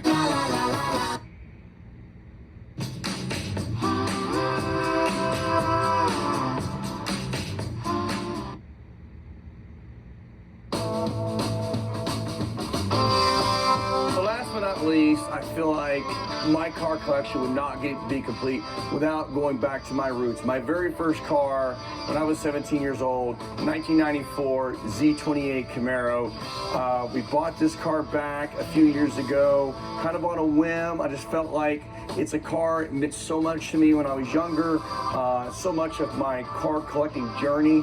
Of course, at 17, this was the dream car for me, and tracked it down, bought it back. We completely redid the car. I actually sent it and had a concourse level paint job done on a 94 Z28. I'm pretty sure I'm the only guy that was ever crazy enough to ever do that. But I wanted the car to be absolutely perfect. I actually ended up spending more on the paint job than I did buying the car back. But we tracked it down, got it back, had it completely redone mechanically. Paint job. The interior was already in pretty good shape, so we had to just kind of refresh some pieces of it. Dash and cracked just from age, you know, sun beating down and whatnot. But it's so cool to have this car back in the collection, and it just kind of goes back to roots. I know that so much of the collection today is a lot of the European, you know, Ferraris and Lamborghinis and things like that. But at the end of the day, born and raised in Texas, I'm an all-American boy, and it doesn't get more all-American than a Z28 Camaro, 1994, my original car. My favorite thing about this car, absolute favorite thing about this car and having it back in my collection is this is the car I learned how to do donuts in at 17 years old. And I've got video of my son when he was 16 years old and his buddies learning how to do donuts in the exact same car I learned how to do donuts in. That to me is every car collector guy's dream to have, and I'm so grateful and proud to have that and make that part of my collection and a part of my whole collecting journey. And guys, I can't thank you enough for, number one, coming and visiting me, letting me share with you the cars that I'm so passionate about, and the engagement and the way that we've worked together. You guys have worked with me to help bring my car to fruition, my Hennessy Venom F5. I'm so excited. It's one of the most exciting things I've ever done in my journey of collecting cars, and I can't thank you guys enough for taking this level of engagement with me as a customer.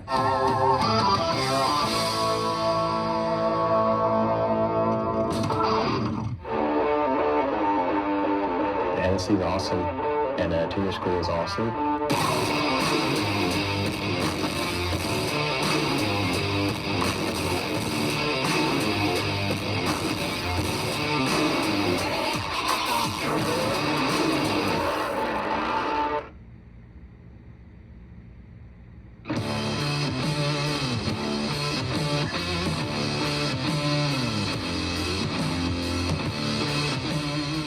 Hey guys, it's John Hennessy here at Hennessy Performance headquarters in Sealy, Texas, just west of San Antonio.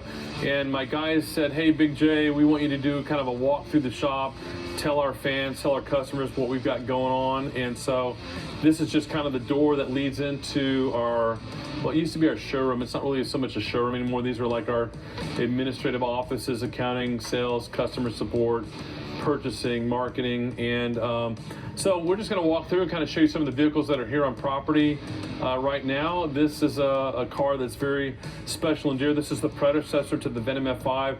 This is the Hennessy Venom GT. This is the last Venom GT that we built. I think we finished the car back in 2014, 2015. It belongs to a client and from Pennsylvania. It's in for some service work, and so I could talk all day about the Venom GT program. You guys have probably seen the videos, but it's basically just sitting here in the showroom waiting for a slot to go into the Hennessy Special Vehicles workshop where we do the Venom F5 construction. So walking down the row here, C8 Corvette. We offered a supercharger package for the C8 Corvette for a period of time, but obviously GM has come out with iterations of the C8 Corvette, the Z06, the soon to be out ZR1, and we've stopped working on the C8s just because it doesn't really kind of fit some of the, it's harder to get parts for the C8 Corvette, so it's something that we're not currently working on, but we may end up doing something with the new ZR1 when that comes out at some point. So kind of a bummer that the C8s are complicated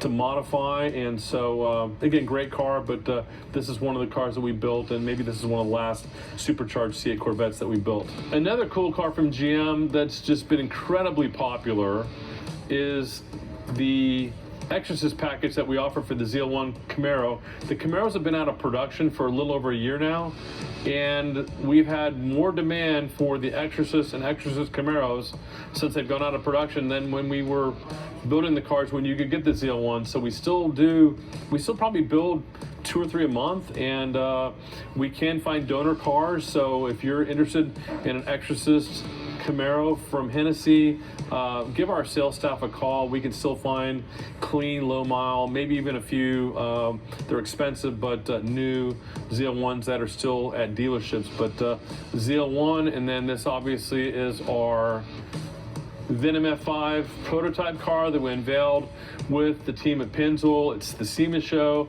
in November of 2017. So gosh, what was that, 8 years ago, 7 years ago? So this is our display model that we showed to gauge customer interest, and again, we'll do a walkthrough. We're not going to go through the Venom F5 facility today, but we're going to go back into the workshop and see what we've got going on out here. So this is kind of the entrance into the workshop for the main Hennessy Performance Modification Facility.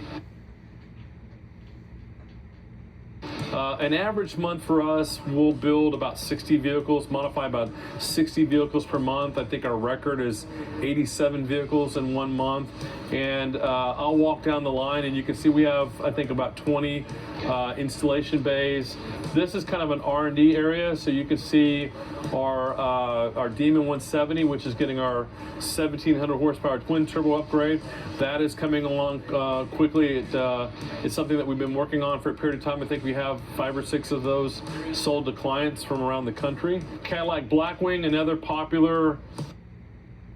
Incoming dishes! Doc! Dawn Power Wash flies through 99% of grease and grime in half the time. Yeah, it absorbs grease 5 times faster. It even replaces multiple cleaning products. Ooh, those suds got game. Dawn Power Wash, the better grease getter.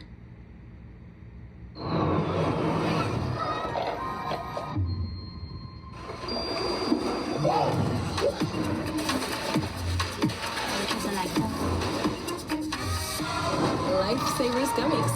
Up the wow. Blackwing, another popular kind of an American muscle, kind of a four-door. I really refer to that to the CT5V Blackwing, our modified version, our H1000 upgrade. It's our 4-door Exorcist. So really just has that classic American muscle sound. You get it with the manual, you get it with an automatic. A vehicle that's a lot of fun, and we have, I think the 2025s are now in production at Cadillac. It will be coming out soon, and so if that's something that interests you, please let us know. We've already got a pretty good waiting list for that product line, and a lot of customers have been waiting for the 2025s to come out. This is shipping and receiving. This is part of our parts department, but we're really out of space. We have 51,000 square feet in total under roof on our current facility. And we have plans for another 50,000 square feet across the parking lot and another 25 to 30,000 square feet over by our drag strip. And so a major expansion, we'll be sharing more news about that. A major expansion now that we're past the election and going into the new year with a new president. We're very, very excited about the future, and our order books have been full, and they're getting more full. So also, if you're watching this and you're a technician, an automotive technician, or you know one, we are hiring. So if you know any automotive talent, really from anywhere around the country, we are hiring. So please give us a call or send us an email, and we would love to look at your resume and consider having you join our team of about 100 employees. So let's keep on trucking here. Escalade V. It was a long and arduous R&D process, but the most powerful full-size SUV that you can buy, the Escalade V, with 1,000 horsepower. Those are now in production. I think we're planning to deliver 6 or 7 this month. I think we currently are backlogged for about 20 of those units. So we're getting caught up in those. So if Escalade V with 1,000 horsepower is something that you're interested in, we're probably a couple months out in terms of production. C7 Corvette, still modified C7 Corvettes. This is a ZR1 getting our H1000 engine upgrade, and obviously when you take the transaxle out of the back, and it produces lots of parts. Still do a fair amount of Mustang work. The Mustang's been very, very popular vehicle as part of what we're doing, and we're going to be showing some really cool stuff that we're doing with the Mustang. We'll be introducing that here in the next few months. And then again, we'll run down the production line, another Escalade V, another Exorcist, Raptor R. Right now, the Raptor R is certainly the vehicle that we have the strongest demand on. So buying new Raptor Rs, they're still going for over sticker. They're probably still 20 grand over sticker. So out the door with tax, or $145,000. And I would say our average client is spending another $60,000 to $65,000 on top of that. So if you would have told me 5 years ago, hey John, you're gonna have people spend $200,000 on a truck, I'm like, you're crazy. But last year we built over 200 trucks that were in that $180,000 to $220,000 price range.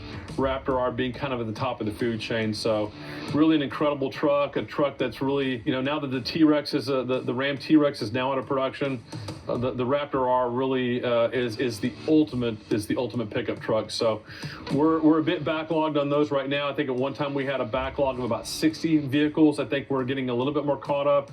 We maybe are backlogged for about 40 vehicles. So again, Raptor R, if you call our sales department, we're probably 3 months out before we can build a Raptor R with our Velociraptor 1000 upgrade package, but super popular. And other than writing the check, there's really no downside to the vehicle. It's a Swiss Army knife of vehicles. It does everything well in stock form. And then of course with 1,000 horsepower, it's that much better. So one of my favorites, and I have a Bronco Raptor. I have a house in Colorado that I keep an almost identical silver Bronco Raptor. I keep it up there in the mountains. We're able to bump that to 500 horsepower. Different wheels and tires lifted, really just a great vehicle for around town driving, and really it's really incredible for off-road. We still do Hellcats. And by the way, I just read some incredible news on the internet just a few minutes ago. Our dear friend Tim Kuniskis, formerly of Dodge and Ram fame, really the father of the Hellcat and the father of the Demon, I just read that he is now going back to work at Stellantis and is going to be running Ram. So for the Mopar faithful, the old school Mopar guys like me that have a near and dear place in our hearts for all things muscle related. When Tim left the company, I thought, well, it's run by these European guys. It's probably all going to hell in a handbag, which it kind of has been looking that way. But now they're smart enough to bring Tim back. So I don't know the details. I haven't talked to Tim.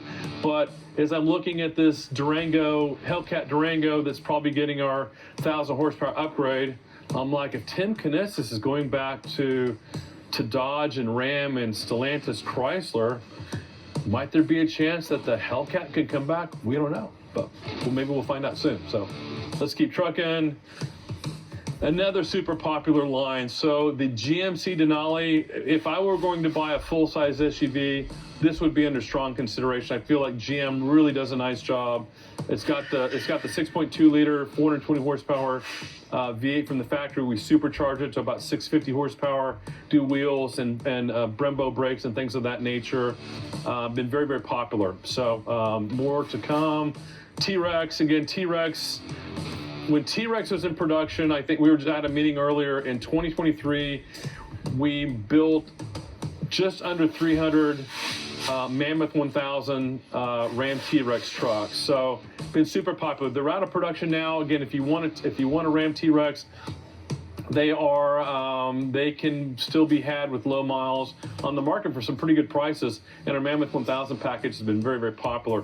And I also found out today that the first of the Ram RHO, so the Hurricane inline straight six twin turbo engine, is now with 540 horsepower.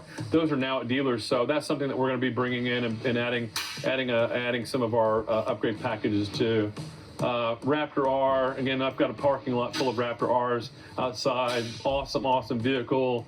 T-Rex, Denali truck, again, we do a lot in the GM space. So whether it's the Silverado, the Denali, we've got some big news that we're going to be announcing in the not too distant future about some stuff that we're doing with General Motors.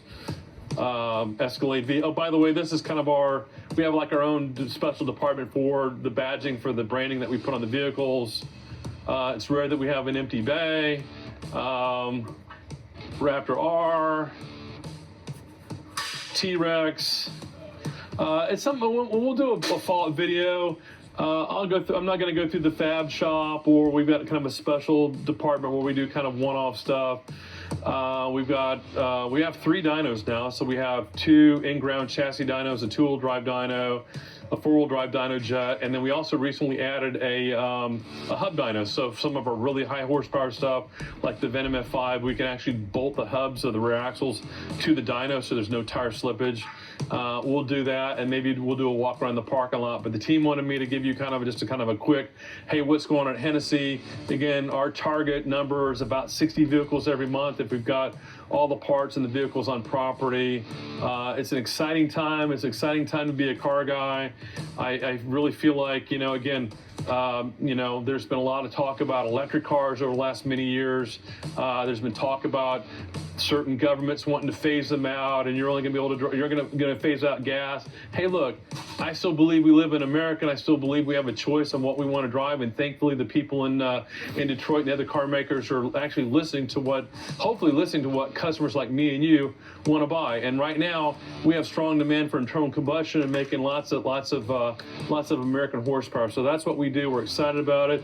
If you like electric, God bless you. Drive electric. I've got a Tesla. I drive it not every day, but I drive it several days out of the week, and it does a job, and it gets me where I want to go.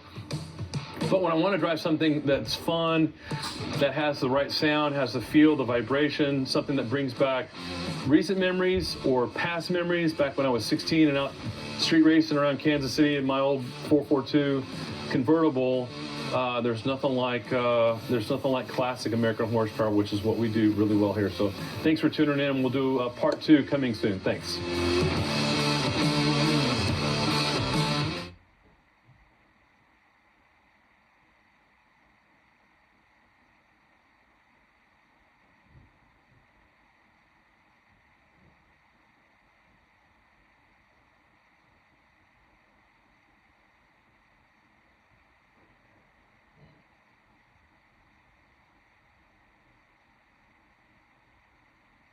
Mopping is hard work. Then I tried the Swiffer Power Mop. It has a built-in solution that breaks down dirt on contact. Plus, 360-degree swivel head, things up along baseboards, and even behind the toilet. Bye-bye, bucket. With the Swiffer Power Mop. It's not the deli. It's Oscar Mayer Deli Fresh.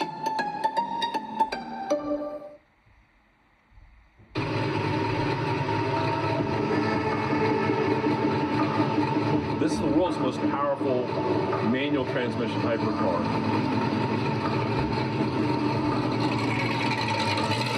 Hey guys, welcome to beautiful Carmel, California. I'm John Hennessy, and we are here at the Hennessy Ranch, our host home for the amazing car week that happens every year in Carmel, Monterey. And I am here with a very special Venom F5. This is actually a special car that was commissioned by one of our clients in the Houston area.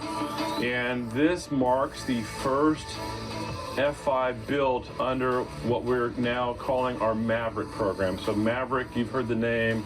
But there was actually a guy back in the, I believe in the 1800s named Maverick, who had the idea of not branding his cattle.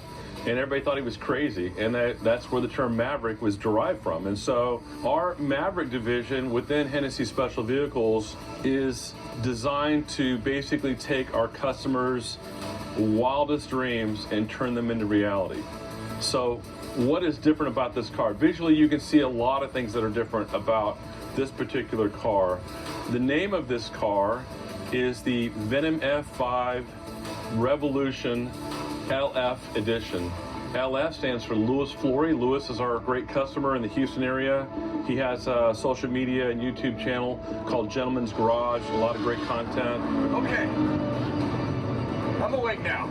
Every F5 is really truly a one of one, but when we have to get into massive amounts of engineering and body redesign and testing and CFD and wind tunnel, that's a whole nother level of one of one. So this LF edition, let me just start listing what's different and unique about this very, very special Venom F5. So it incorporates our Evolution package, our Evo package. So we've got a new design on the front splitter that works with the louvered front clam that also combined with a single larger dive plane gives a significant increase in frontal downforce. To match that, we've raised our wing by 5 inches. So in the wind tunnel, we found that the optimum position for the coupe or for the roadster with the roof on is for the wing to be about 3.5 inches taller than our previous setting to balance the additional downforce on the nose. Really, you've got this much more aggressive looking car, if that's even possible with the F5 to have a more aggressive look. But we're talking about an increase in downforce of about 40%, so pretty significant. It's a Roadster, so Revolution Roadster is this is still just one of those 12, so very rare. But we've got the very beautiful champagne paint, triple stripes down the middle, and then all of the carbon, it is a tinted brown carbon to go along with the champagne paint. So as we walk this way, here's what's really different and unique about the LF edition. This is our first manual. So about a year ago, we told the world that we were going to build the Venom F5M, which we are, and we have those cars are sold out. But this car was kind of already in the queue, and so it was something that Lewis in his collection, I know he has a number of older classic exotics and supercars. Initially talking to Lewis about speccing his car and how we could make it very unique and different, I said, by the way, if you want to have a manual, we offer manual. And he just, I think if he could do a backflip, he probably would have done it. He was very excited about that. So we decided to incorporate the manual into Lewis's LF edition. This is the world's most powerful manual transmission hypercar. So 2,031 horsepower is also what's part of the Evo update. 2,000 plus horsepower through a 6-speed manual, gated manual gearbox. I really think, again, this is just such a one of one. Again, it's just something that we're very excited about. We're very proud about. Our design and engineering teams have worked really hard and delivered an incredible product. We had to completely redesign the center console. There's a beautiful little area where there's a leather strap that holds our key that has a piece of Space Shuttle Endeavour, part of the bolt that was holding the booster rocket to the launch pad when it launched. There's a piece of that Space Shuttle part in our key fob that's in its special little location. We've also repositioned the AC vents to where they're lateral versus stacked. When you look at the controls for the window switches for up and down on the windows, they're kind of like throttles on a jet. So, you know, you see up in the cockpit of a 737 or whatever you might be flying on, you know, you see those two big throttles where they can control each engine. The Maverick division is our highest level of personalization, to the point where we're going beyond custom, you know, paint to sample colors and in certain types of tint and liveries, to where we literally are changing body work. We're doing a significant amount of engineering work, especially with the manual. This has a completely different tub than our normal coupe and roadsters to be able to accommodate and package the manual gearbox. And this is a true manual gearbox. This is a manual gearbox like you would enjoy in an old school sports car, muscle car, where you push in the clutch. There's a cable going back to the clutch in the gearbox, and there's no computer interpreting, trying to think, oh, this is what John's trying to do, and let me do it better for him. No, if you don't massage and finesse the clutch pedal and the throttle and the gear as you're rolling up the driveway, you're gonna stall the car. Nobody ever wants, it's like if you're into golf, it's like nobody wants to go to the first tee box with everybody watching and frickin' duff your first drive. So nobody wants to stall their manual car in front of a crowd of people. That's this car. This car, I think, to some degree, requires courage, and if I may say, requires balls to own and drive properly. So not for everybody, but that's kind of what we do. We build cars that aren't for everybody. We actually take a lot of pride in that. So 2,031 horsepower through a gated manual 6-speed, world's most powerful manual transmission hypercar. What more can I say other than let's go drive it? Tired of struggling with impossible messes in your tub and shower? Mr. Clean Foaming Bath Magic Eraser cuts through 100% of soap, scum, and grime, while Mr. Clean Extra Durable effortlessly tackles messes throughout your home. Switch to Mr. Clean Magic Eraser.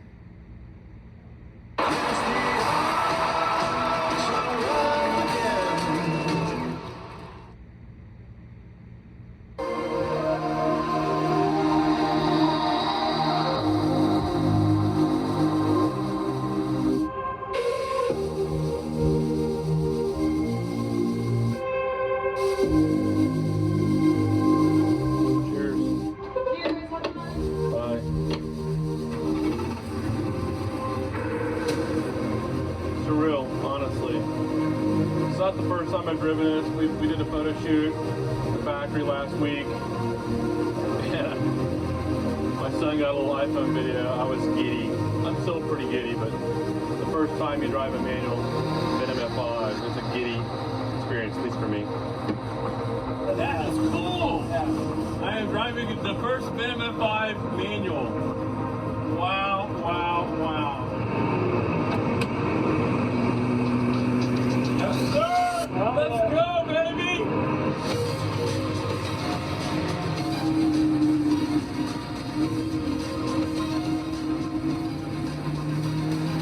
Okay, let's speed up. Here, Troy! Manual, Venom F5, Revolution, LF. Nothing like it. Wow. Just spectacular. Absolutely amazing.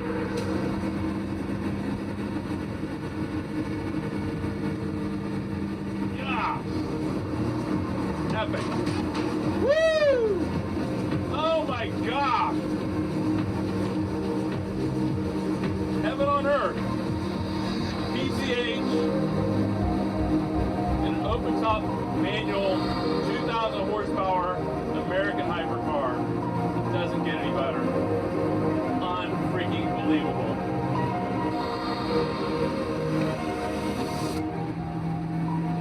Woo!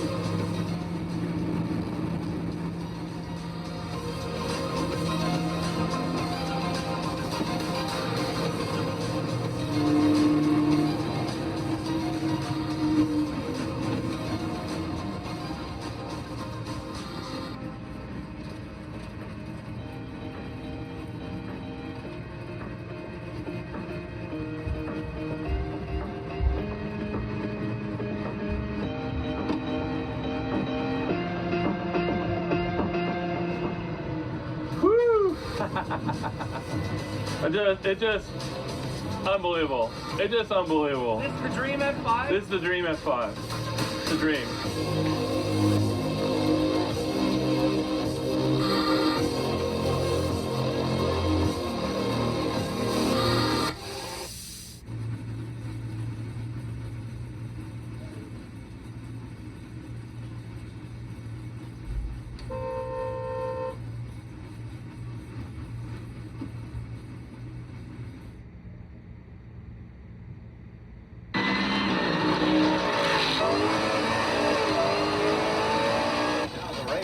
Boys.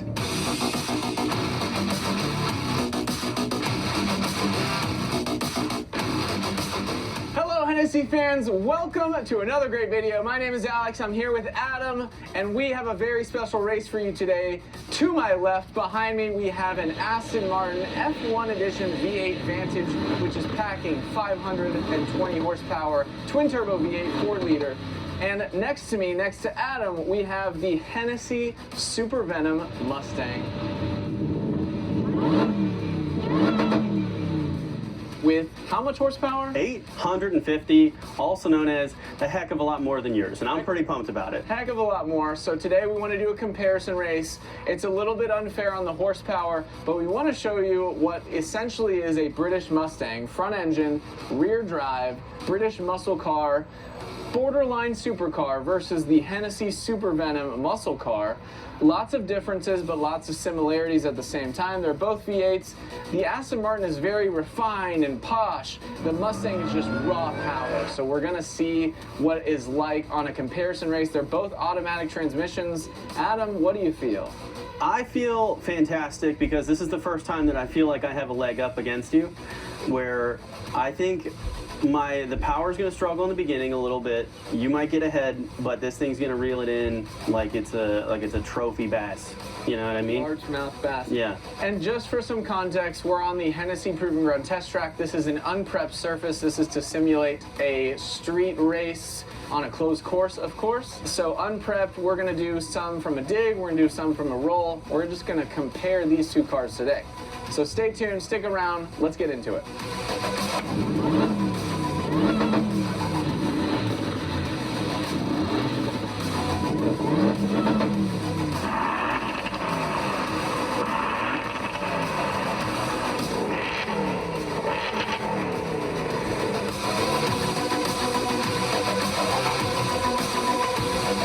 So for these runs from a dig, we're gonna go no launch control on either car just to have apples to apples comparison and see how it goes. The Mustang is gonna be pedaled by Adam. He's gonna be managing the traction control, and then same with me, although I don't really think this has enough power to really smoke the tires, so we're gonna go no launch control. I would be ready if you are, Adam. Indeed I am.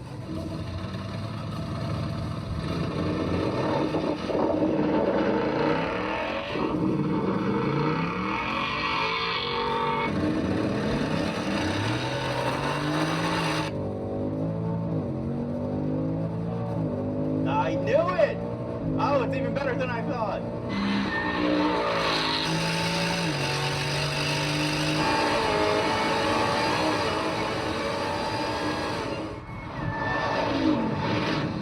Yeah.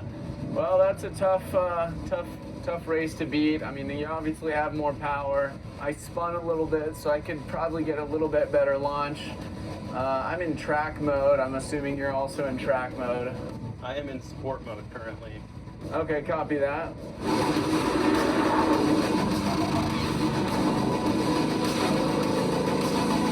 We did no launch control versus no launch control. So again, it's kind of a simulated stoplight to stoplight type of situation. And then on this one, I'm going to use the launch control on the Aston Martin and see how much advantage that can give me.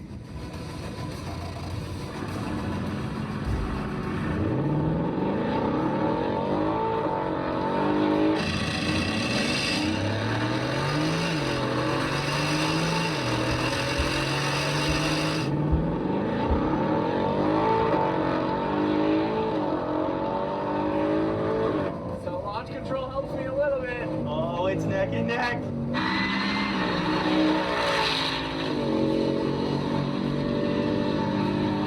And then he starts running away. Oh. There she is. All right. Oh my gosh, if we had more pavement, he would be super gone. That was a race right there, boys. All right, so when you go launch control versus no launch control, the Aston Martin picks up an advantage again, but then your horsepower really starts pulling away, and if we had more runway, you would be sprinting away. We're gonna do one cool down lap, full lap, and then we'll let you guys set up for a roll, and we'll just roll right into it on the next lap.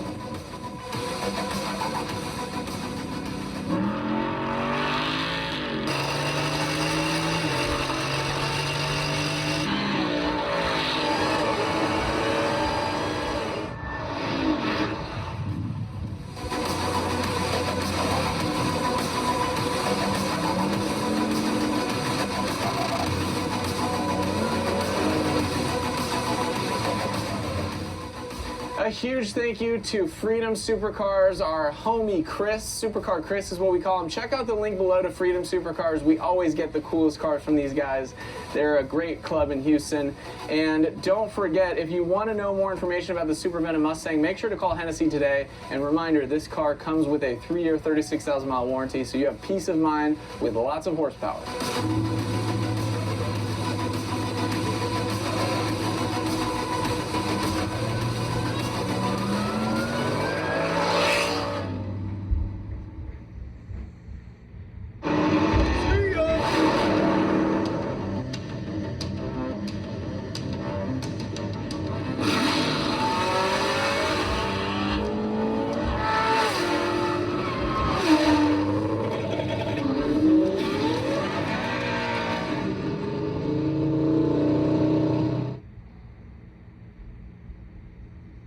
They call it love.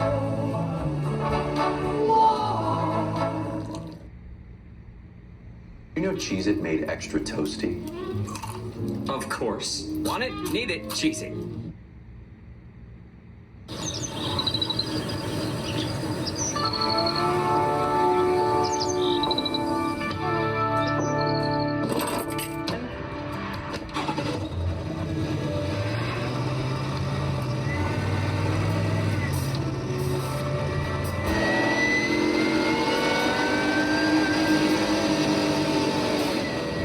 I'm Alec with Hennessy Performance, and today we're out here on the Pennzoil Proving Ground looking at this brand new 2025 Chevrolet Suburban with our H600 upgrade on it.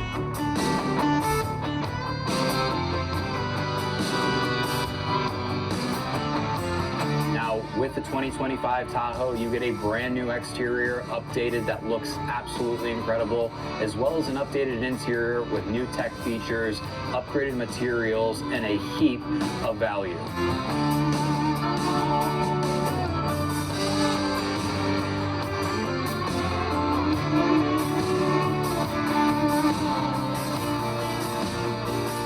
Underneath the hood of the H600, you have a supercharged 6.2-liter V8 that produces 625 horsepower, 633 pound-feet of torque.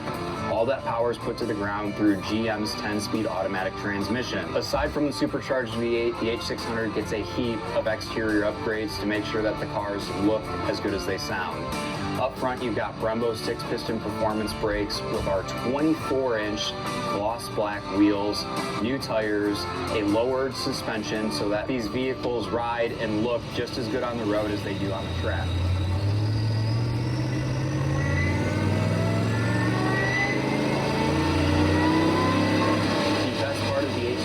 Is it comes with Hennessy's world-renowned 3-year, 36,000-mile warranty that works in tandem with your factory Chevrolet warranty. If you want more information on the H600 package, or if you want photos to see this build up close, head to HennessyPerformance.com. We have a heap of assets, or give us a call. Our team is here on standby to help you find your dream H600 build. And if you're a dealer watching this and you want part of this business, give our team a call. We're looking to add dealers to our growing network to make these vehicles more accessible to our customers in new markets. Until next time, we'll catch you in the fast lane.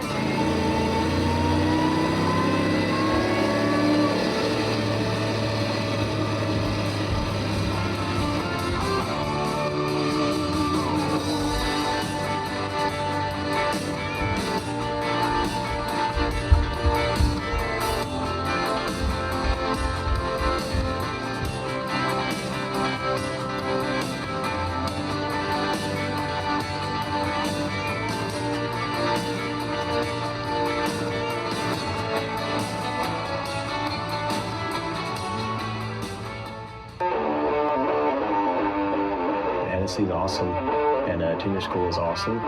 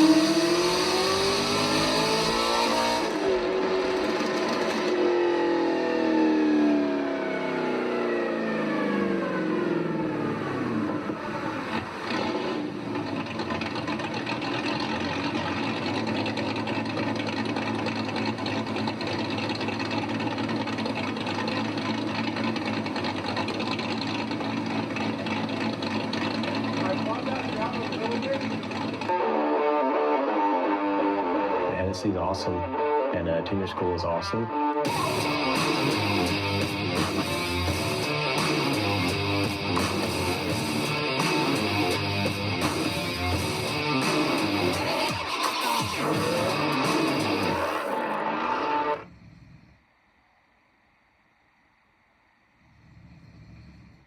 Ladies and gentlemen, welcome back to the Hennessy Performance YouTube channel. I'm your host, James, and today, as you can see, we are in the actual Hennessy Performance Workshop today. So, you may hear some noises, you may hear a lift going up and down, a machine beeping, an impact whirring, but just keep in mind we're in an active work environment for this one. So today, oil change on a Ram TRX, that's what we're going to get into. We'll go over a basic inspection on it, look at some key pain points that may be present in a vehicle that you're working on or a vehicle that you're servicing.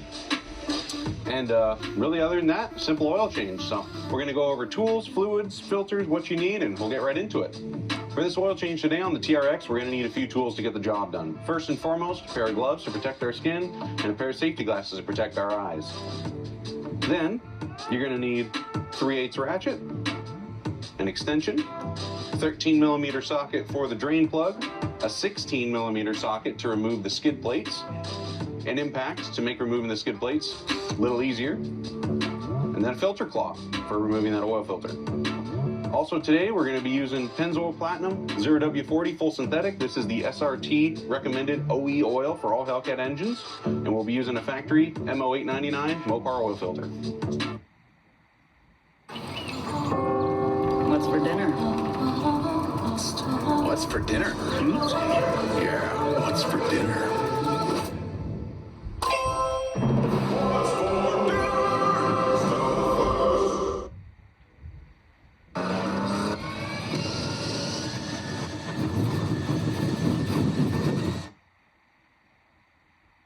A couple things to keep in mind when doing your oil change on your TRX to keep you and whoever's near you safe.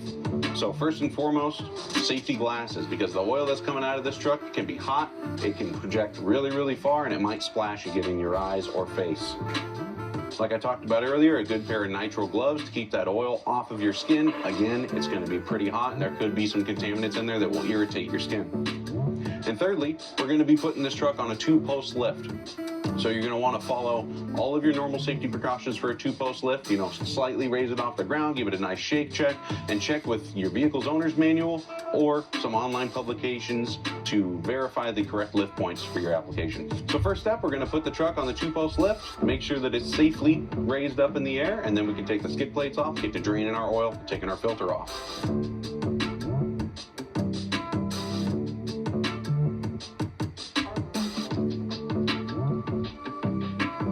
Now that we've got the vehicle up in the air, we're going to take those skid plates off that we talked about. So this front one is going to cover our oil filter, which lives right about here.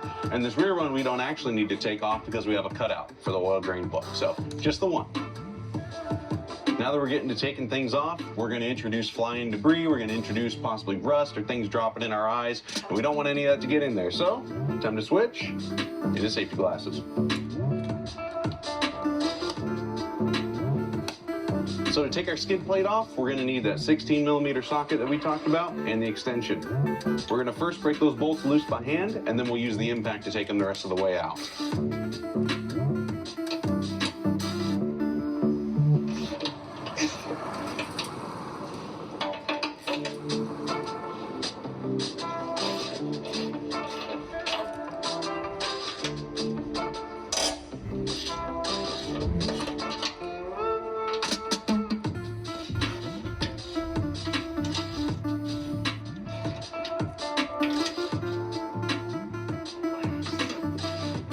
Cool.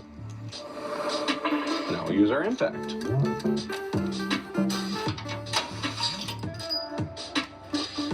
Got it.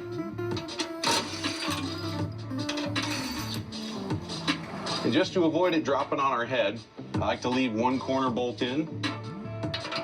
We're gonna just loosen these two.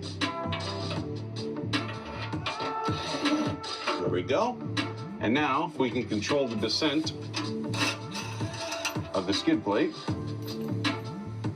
easily. Just like that, skid plate's off. Another very useful tool we're going to bring in now is our drain barrel. You got to have a place to put the oil. So let's get it positioned under our drain plug. And looks like our drain plug is a 13. So we will grab our extension, 13mm, and our ratchet. and break that thing loose. Oh. Ooh, that one was tight. So now we'll very gingerly and very slowly back that drain plug out. Doing our best to hold on to it. Remember, this engine is screaming hot. If it drops in our pan, yep, like that, no big deal. We'll let that oil start to drain. All right, our oil's almost finished draining there. We're gonna wait until it's not a steady stream anymore, but just little drops. So in this time, we'll go ahead and clean our drain plug off. And now that we've got our drain plug cleaned off, this is a good time to inspect the seal there. Some drain plugs will have a small rubber gasket, others will have a copper crush washer, a felt crush washer. So it's a good time to inspect this seal, see if it needs replaced, and definitely always refer to an online publication or your owner's manual to determine if that is a one-time use seal or not. Now that our oil stream is reduced to a very, very thin stream, almost just a dribble, we're going to go ahead and put our clean drain plug back in. And for now, we'll just tighten it up with our ratchet, but we will come back and torque that to factory specification. Now, with the oil draining through that hole in the skid plate, we did make a little bit of a mess. So just go ahead and take a rag, give that a quick little clean. Doesn't have to look brand new, but there shouldn't be any oil dripping out of it when you're done. So now we're gonna move up front, and we're gonna take that oil filter off and let that part drain. So our oil filter is located right up here on the engine. We're gonna use that filter claw that I previously mentioned to go ahead and loosen that up, and then we'll undo it the rest of the way by hand. Let it drain right through this nice drip tray that Dodge included for us. Filter claw extension. And we'll pop it on our ratchet here. Now we'll probably have to weave this in between our oil cooler lines here. So just hold those out of the way. Get right up there on that filter. Nice. Just stack it off nice and easy until I don't feel much resistance. It's about right there.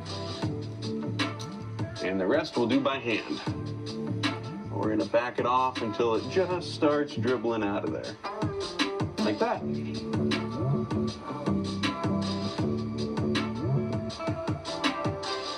And as that stream dies down, we're going to keep backing the filter off. Once you get to the last couple of threads, you're going to have an increase in oil flow like that. Let that drain for just a second. It'll drain most of the oil out of the filter. And then you can remove your filter without making a big mess. Now that we got our old filter off, we're going to go ahead and prepare our new oil filter. As you can see, we've got a Mopar brand filter today. However, use whichever filter that fits your needs for your car. Here at Hennessy Performance, we like to stick with the OEM or the best OE equivalent oil filter that we can get our hands on.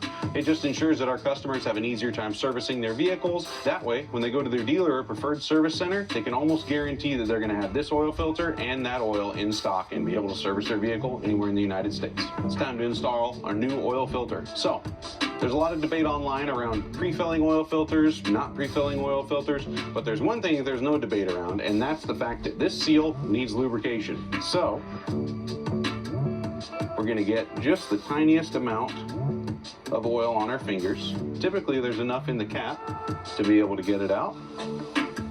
So, put that on our finger, get a little bit of oil, just the thinnest layer, spread around that gasket. Now, we'll take our rag, we'll go up to our filter housing, we'll double check that the old filter and the old seal are no longer there. So you can also check your filter here, because we don't want to double gasket that, but see how we've got our rubber gasket right there, so we know that that gasket is not stuck to the housing right there. We'll take a towel, clean off our drip tray, clean off our oil filter housing, and get ready. Ingredients you feel good about with all the flavors kids love. Win the snack time battle with Simply. One of these people uses the Colgate Total Active Prevention System. It's 15 times more effective at fighting the root cause of many oral health problems. As for the other guy, Sarah? Good luck. be dentist ready with Colgate Total. This oil filter.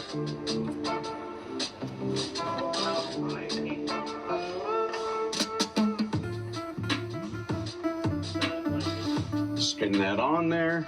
Probably move our drain out of the way. And then all we're gonna do, we're gonna spin it with our hands.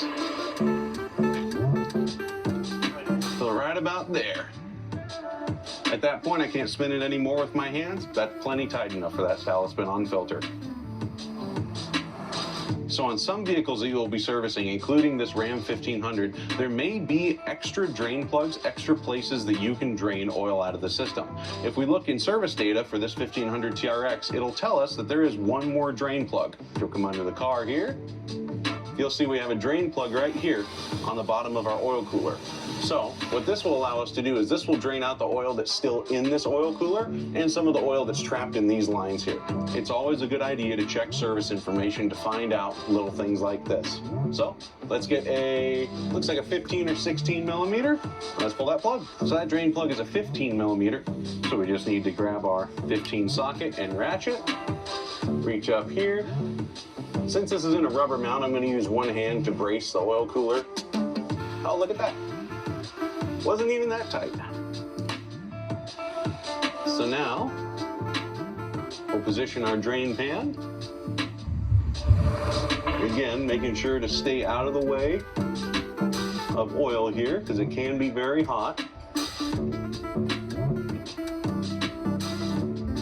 And eventually this comes out. There we go. Cool. So check that out. We actually are getting quite a bit of oil out of that. So we're gonna go ahead and let that drain, clean off our drain plug and inspect our seal just like the other one. And then we'll get to filling the truck up.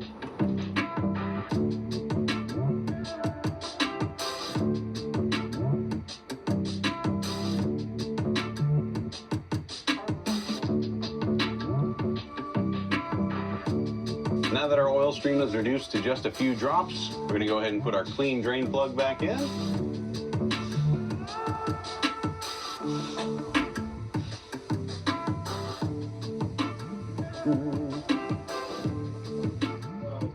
Some drain plugs are very long-winded. And we'll get our ratchet here with a 15 on it. Go ahead and tighten that up. Remember, this was not very tight to begin with and only needs just to be snugged up. So, wipe off any residual oil. Now it's time to put the skid plate back on, go up top and pour some oil in it. So positioning this skid plate can be a little tricky. As you'll notice, you've got the front two bolts are actually notched. So what you can do is you can leave them up in the frame here, in this bumper support, thread it in about 3 or 4 threads on each side. We'll adjust that one down. And that way, you can take your skid plate, slide one in, slide the other one in, and now it's much easier to support while you put the rest of the bolts in. Start with a corner bolt here.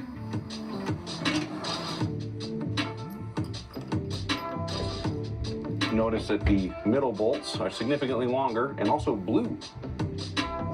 Important to remember, though it would be very difficult to install them in the wrong location. All right.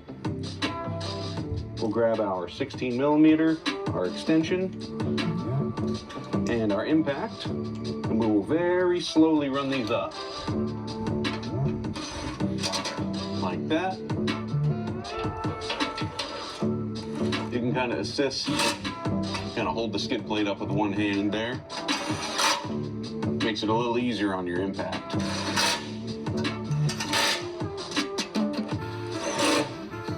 All right. We'll grab our ratchet. Just verify real quick that these are nice and tight by hand.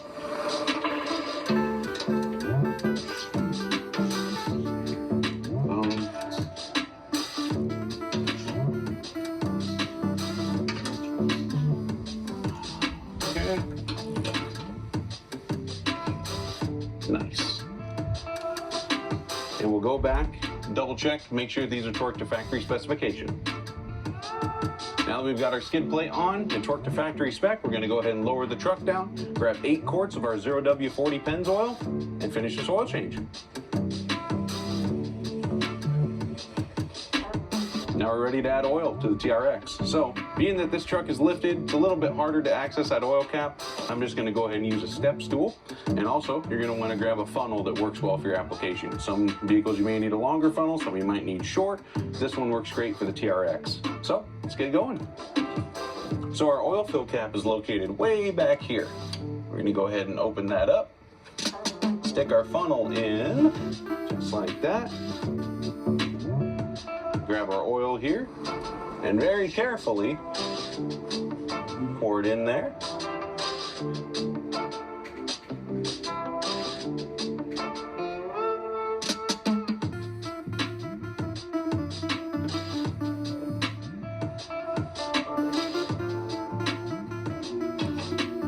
Good way to mix the oil. So we got 2 quarts in there now. Our TRX takes a total of 8 quarts, so 6 more to go.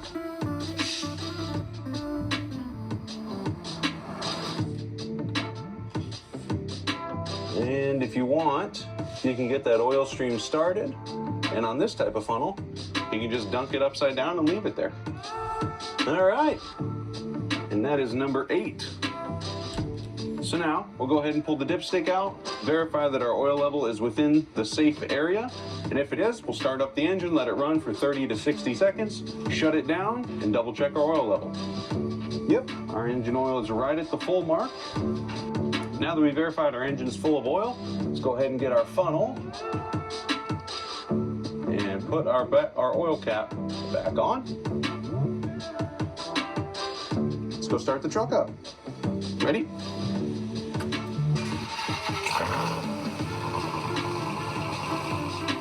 With that final check of the oil level, our oil change is complete. So, as always, and with any oil change, double check on your vehicle for leaks after you've ran it for that 30 to 60 seconds, and double check that oil level once again. If it's low, go ahead and add a little bit. If it's a little bit over full, you can just pull that drain plug for a few seconds and drain out the required amount. Guys, that's going to wrap it up for the oil change here on our Mammoth 900 TRX. Thanks so much for tuning in. Thanks for watching another great video on the Hennessy Performance YouTube channel. We hope to see you again for more content. Thanks.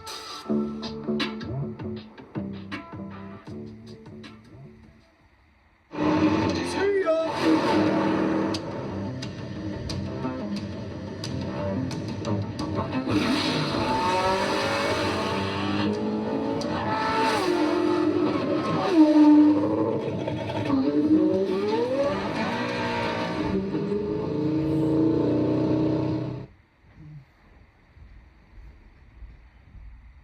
Chipotle just dropped Build Your Own Chipotle. Let's go! A mini Chipotle experience at home. It feeds 4 to 6 people. We have a lot of food here. Lots of protein, rice, and beans. Everybody can make whatever they want, and there's plenty to go around. Absolute game changer. Only Brawny has 3 plies, and it's stronger than Bounty.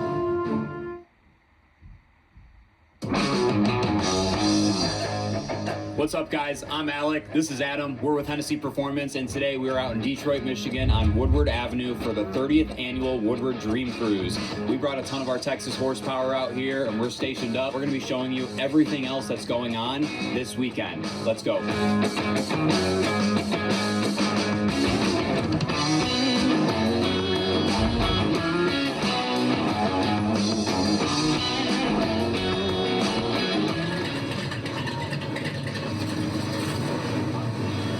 I'm here with Calvin in his 71 Charger. Calvin, tell me a little bit about the car. You got anything done to it? Give me the rundown.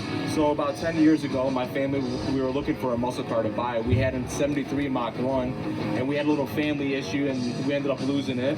So we ended up getting this, and then gradually down the line, it ended up naturally becoming mine. bought it as is. It's got a brand new 440 Magnum in it. It's canned, it's got aluminum heads, hooker headers, Flowmaster exhaust. Whole thing's just built out to race and just all in Woodward. It sounds amazing. You got any other plans for it, or is this exactly how you imagined it? No, this is my dream car. Yeah? Yeah, this is a classic Mo car. It's like early 70s. Yeah. This is the one. Especially the motor I got. It's loud. People love it. It turns heads everywhere. Yeah. We got you guys. Yeah, exactly, right. So this is not your first time on Woodward? No, we've been coming since I was born. So it started in '94. My dad always says that first year he put me on a stroller, started pushing me down. That's so Me, cool. my brother, and my sister gradually started loving it, and now we're down to 12 cars. You're here keeping the tradition alive. Yep. So what's your favorite part about the Woodward cruise here? My favorite part is it gets to really highlight what we're about here in the area for the most part. Muscle cars, cars in general, people, family. Yeah. Oh, it's a good time. It's a community, yeah. I love it. Well, thanks so much for stopping by. I appreciate you. Yeah. Love the car. Thank you. Yeah. Thank you, guys.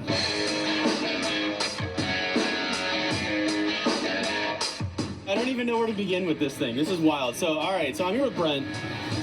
You're gonna have to tell me a little bit about what's going on here. Give me some details about your boat / vehicle. Yes. Okay, so this is the Suburban. It is a 99 Chevy Suburban underneath, and it is a 1986 boat on top. Okay. Did you do this? Yes. My dad and I built this out of our 2-car garage. Okay. Where did the inspiration come from to have this driving on the road? I've seen other people do like kind of boat car looking things, and I always thought it was cool and it'd be a lot of fun. And then I saw this boat on Marketplace for free. It was sitting in the guy's yard. It was half buried in dirt and everything. And yeah. I was like, well, I got this old Suburban, so I figured I might as well do it. Bring it to life. Yeah. Okay. Is this your first time bringing it out in Woodward, or is This should be, I think this is my 3rd year doing this. Okay. Yep. Cool. What would you say is your favorite part about cruising Woodward here?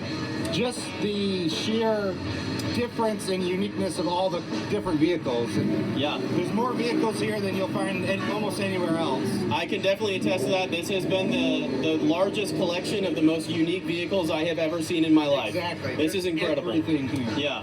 Well, thank you so much for swinging by and talking to us about this thing. It is awesome. I love seeing it cruise down the road. Absolutely. Thank you. It's a pleasure to meet you. Yeah.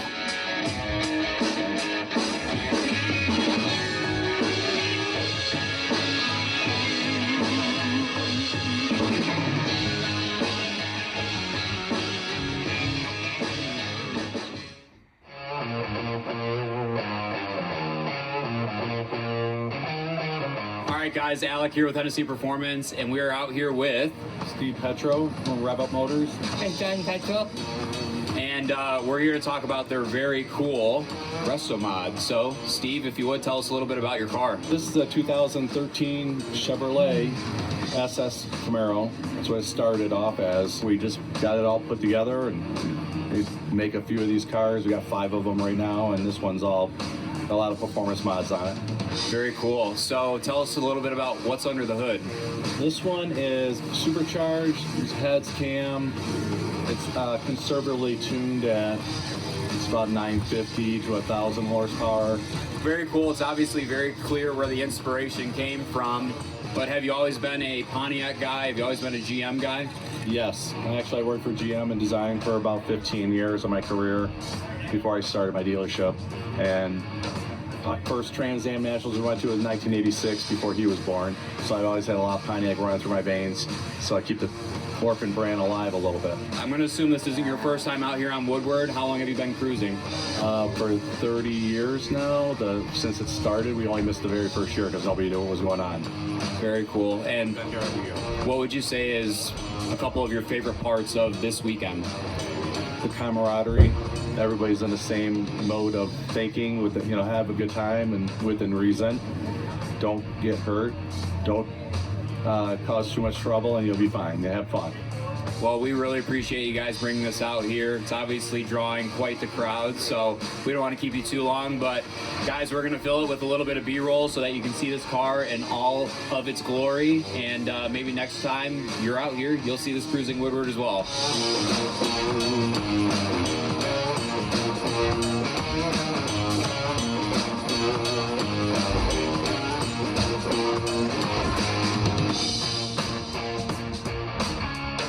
right, guys, Alec with Hennessy Performance. Again, we're out here at the Woodward Dream Cruise, and today we're with Jason Duckwitz, Curtis Kahane. And guys, tell us what we have behind us. You've got a 14-foot tall shopping cart. And what's it powered by? It's got a 383 Dodge Motorman. What drew you to this, and how'd you get started? It actually popped up on eBay for sale, and we just had to have it. And how long have you owned it? Less than 24 hours. Oh, brand new. So breaking it in at the Dream Cruise. Oh, yeah. Great spot to break it in. Do you know how much power it's making? Not enough. Not enough. So does that mean you have plans to further modify it? Probably needs a LS in it, because it doesn't do a burnout. Okay. So if it doesn't do a burnout, it's not cool. And we noticed it's kind of a jungle gym on how to get up and down. Is that pretty accurate? Yes, it's a play toy to get in. The front here does fold down the ladder, but it's just, I'll probably use go up easy. Very cool. So you guys from the local area? Is this your first year out at the Dream Cruise, or have you guys been cruising for years? This is our first time here. We're actually from Virginia Beach, Virginia. Okay, very cool. What do you guys think so far? It's pretty wild. It's wild. I've never seen this scale before. When did you guys get in town, and what's been your favorite part since you've been in town? We got back here, like 4 o'clock in the morning last night. Yeah, we drove straight here from Chicago after picking up the cart. Okay, very cool. What's some of the other cool things that you've seen out here, or what's been your favorite part about being on Woodward? Just all the different cars. There's a little bit of everything. Everybody trying to stop you in this, trying to get pictures? Everybody want to ride. Well, you got plenty of seats. But we don't want to take any more of your time, so we appreciate it, guys. Thanks for stopping by, and we look forward to seeing you guys going and making a few more laps. All right, thank you. Got you covered, Bumblebee! My hero, my knight in shining armor. Sweat Theo is the worst. Secret Clinical fights sweat from not just heat and activity, but also stress sweat. So we appreciate it, guys. Thanks for stopping by, and we look forward to seeing you guys going and making a few more laps. All right, thank you. Thank you.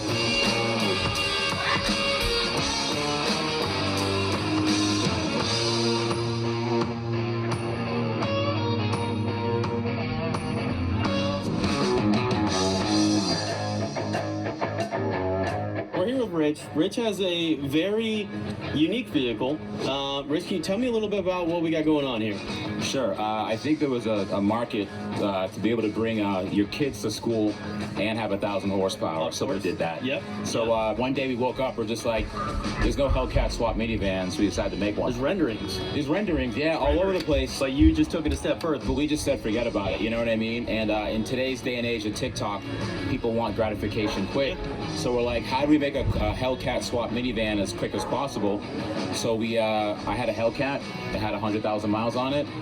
One day I said, you know what, I'm gonna cut the body up. I cut the body up and just lowered the $1,500 minivan we got off Facebook Marketplace onto it. Okay. And that's what it is. So this is essentially just a body swap. It's a body swap, yeah. Okay. So we did, so a long time ago, we did the first V8 Tesla that was supercharged, Okay. head scan. We did that. Yeah. That took 2 years.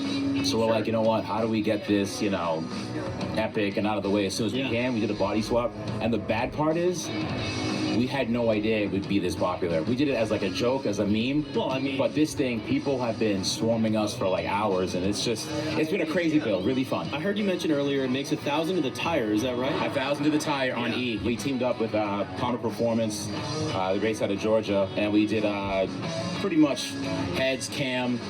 Let's see, ported blower, ported snout. We have, E85 swap, bigger injectors, triple pump. Yeah. So 1,000 to the tire. That's so cool. Yeah, that's fun. Is this kind of a daily driver setup for you? Is this a weekend toy? Do you race it? What do you use it for? So we just finished it, and we're like, let's take it to Woodward. Okay. See if anyone cares, and people care. People do care. So as a daily, ideally a TRX and a wide body Hellcat, and we figured, add this to the arsenal. Yeah. But this is like, it's more like a track toy, but it's comfortable enough to drive around in. We have airbags in the rear. Yeah. We drove this thing for like 5 hours today. It's been great. Really? So is this your first time on Woodward? First time on Woodward. Okay. What do you think about it so far? Yes, we'll be here every year now. Okay. We have a bunch of toys the world hasn't seen yet. We'll be coming here every year. I love it. Absolutely love it. Thanks, man. Well, thank you so much for stopping by and talking to me. I Love appreciate it. Love the build. Thank you. It's awesome. Thanks, man.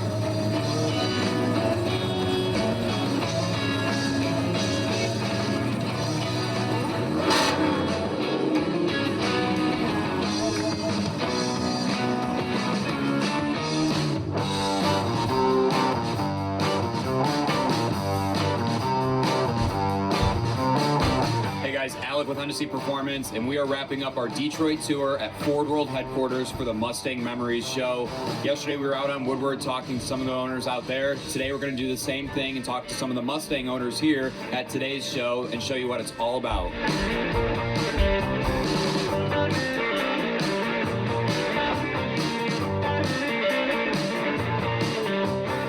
Hey guys, Alec with Hennessy Performance, and today we are out here at Ford World headquarters with Jeff Shumry with Oval Auto. Jeff, nice to meet you. And behind us, Jeff just picked up this beautiful 2006 Ford GT. Jeff, tell us why you chose this car. I've always loved cars, right? So I have my own shop ever since I was 15. I still have my first car. It's a 67 Fastback, right?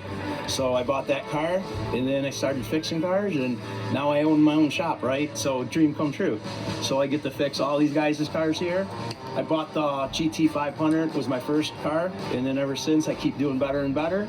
And then this was my dream car, dude. All white GT. So I found it and picked it up. I love it, dude. I'm still learning it though. Yeah. You know, but it's cool. So obviously striped Elite's pretty rare on these cars. Extremely rare. This is a blue stripe car. Okay. For everybody out there. It's a 4-option car. Don't call me a liar, but I like all white. It's my car, so it's all white. Very cool. And so 2006. Now give us a rundown of the powertrain on this car, just for those that aren't aware. It's a 5.4 liter. I think it's 600 horse. Supercharged car from the factory. 6-speed trans. I don't know. 4-option car, dude. And this is still completely stock? It's all stock. I'm probably not going to touch this one. When you're driving this car, how would you describe that experience? It's awesome, dude. You can go 160 in this, and it's like driving 50 miles an hour in a regular car. It's stupid. It's insane. You got to watch it. So you've had it for about 6 months. How many miles have you put on it in 6 months? 1,200 miles. So you're driving it. That's cool. cool. I'm beating it, dude. This is what it's for, right? That's awesome. I'm not here that long, so enjoy it. Perfect. Well, thanks so much for your time. Thanks for coming out to the show. Nice meeting you, and beautiful car. All right. Thanks, man. See you guys.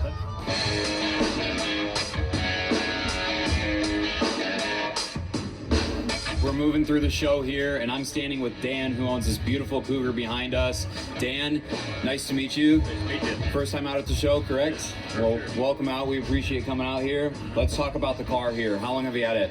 My dad got it back in the mid-'80s, and I got it from him and restored it 10 years ago. Very cool. And what's going on under the hood? Tell us a little bit about that. 351 Windsor, board and stroke to a 410 cubic inch. 570 horse, moves out pretty well. Very cool. Well, it's a beautiful car. The orange glowing in the sun here looks killer. What's your favorite part about driving this car? Enjoying it. You know, it's not a trailer queen. I drive it every day when I can, and drive it to work even. You know? Very cool. It's fun to cruise around, getting the looks and the thumbs up, and it's just enjoyable. And then to have it to where I build it myself is even better yet. Well, again, we appreciate you coming out here and sharing your car. It's a beautiful piece of machinery, and hopefully we'll get to see you on the road at some point. Sure. Very cool. All right, guys, we're in Ford's executive garage in Detroit checking out the Heritage Fleet. This is their vault of curated vehicles that are in mint condition. Some stuff made it into production, other stuff didn't make it into production, but this is a truly unique opportunity. We could not be more excited to show you some of the neat stuff that's here.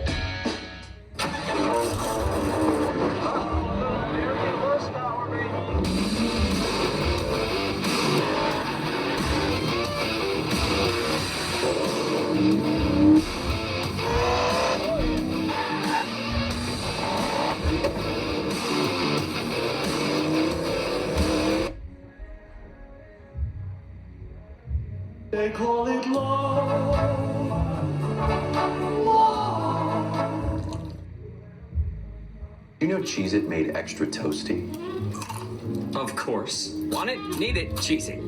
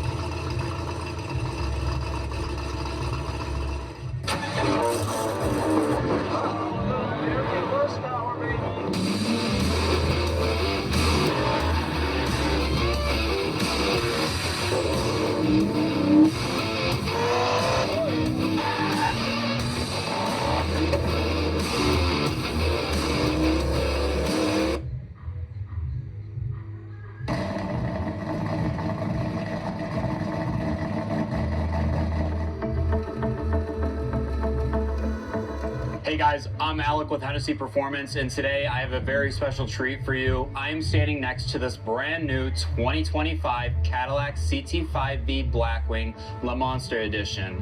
Now, for those that aren't familiar with the car, I'm not that surprised, but don't worry. Today we are going to cover everything that makes this one of today's most unique and most coveted collector vehicles. Before we talk about this car, let's go back to the beginning. In 1950, Cadillac entered the 24-hour Le Mans with a Series 61 coupe that was heavily modified.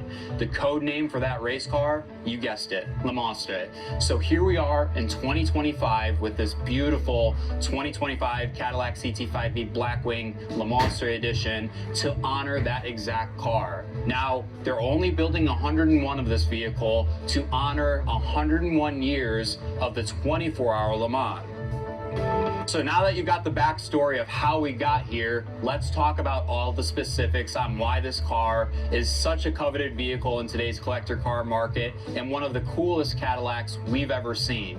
Now, the exterior of this vehicle is finished in Magnus Metal Frost. This is a factory paint color from Cadillac with a beautiful and incredibly sinister looking satin finish. Now, with that, you also get gloss black badges to fully accent the car. And then my favorite part, and probably one of the most unique factors of this vehicle, is the level 1 and level 2 tinted blue carbon. This car is as well loaded and as well equipped as any Cadillac that you can get. The CT5V Blackwing is probably the last American car, other than a Corvette ZR1 or Z06, that you can get carbon ceramic brakes on. You get beautiful blue Brembo brake calipers that stand out amazing on this Magnus Metal Frost paint and really just complete the blue and gray theme throughout the car. Now you've got 19-inch wheels all the way around, and those are wrapped in Michelin Pilot Sport S tires. All right, enough about the exterior. start, we're gonna pop the hood on this and talk about powertrain and drivetrain. Now, this Le Monster Edition just landed at our facility, so we are getting ready to give this car our 1,000 horsepower upgrade. But first, we're gonna talk about how this car comes from the factory. Underneath the hood is a supercharged 6.2-liter V8 that produces 668 horsepower, 659 pound-feet of torque. The cool thing with the CT5V Blackwing is the customer has the choice of either a 6-speed manual transmission or a 10-speed automatic. This customer was fortunate to find a car out there in the market with the Le Monster package and the 10-speed automatic. So this car is going to be an absolute animal with quick shifts and 1,000 horsepower in the coming weeks. Now, with the Le Monster package, again, it's fully loaded. It's a more than $32,000 option added to the CT5V Blackwing. With that, you have every single bell and whistle, all carbon fiber accents, and some extras. Starting at the dash, you have a 33-inch fully digital display that has complete control over how you tailor this car's driving experience for you. You've got carbon fiber on the steering wheel, carbon fiber on the center console, carbon fiber on the dash, and carbon fiber on both the driver and passenger seats. Last cool feature on the Le Monster package, you have custom sill plates, and you get a custom set of keys with the same blue accents that you'll find on the Brembo carbon ceramic brakes and scattered throughout the interior. Now, as I stated before, this car just landed at our facility, but we couldn't wait to tell you all about the Le Monster package. Next, it's headed back into our shop to get our H1000 upgrade. 1,000 horsepower and more than 960 pound-feet of torque. All of that comes with Hennessy's 3-year, 36,000-mile warranty, giving this customer ultimate peace of mind so that they can spend more time driving it and enjoying it and less time worrying about it. Now, if you're interested in learning more about the H1000 upgrade, or you own a Cadillac CT5V Blackwing and say, I want 1,000 horsepower, give our team a call or visit the link in the description below to learn more. We'll also have a ton of content coming on this Le Monster Edition after it goes through the build process. So if you're interested in seeing this car rip around the Pennzoil Proving Grounds at our facility, hit that subscribe button and stay tuned for much more. Until next time, we'll catch you in the fast lane.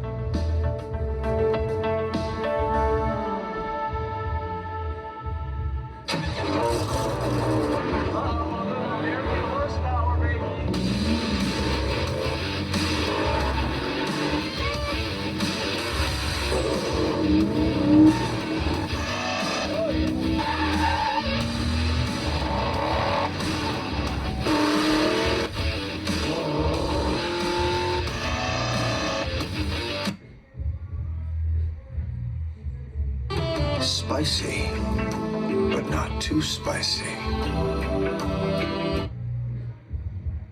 Not all oral care is created equal. The Colgate Total Active Prevention System is engineered to be 15 times more effective at fighting the root cause of oral health problems. It's our best science ever to prevent problems before they start. Be dentist ready with Colgate Total. Ready?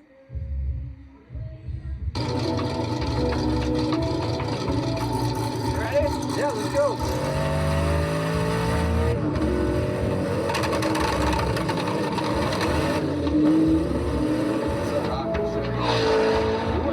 Something like this. My name is Mike Quirin. I'm from Spring, Texas. I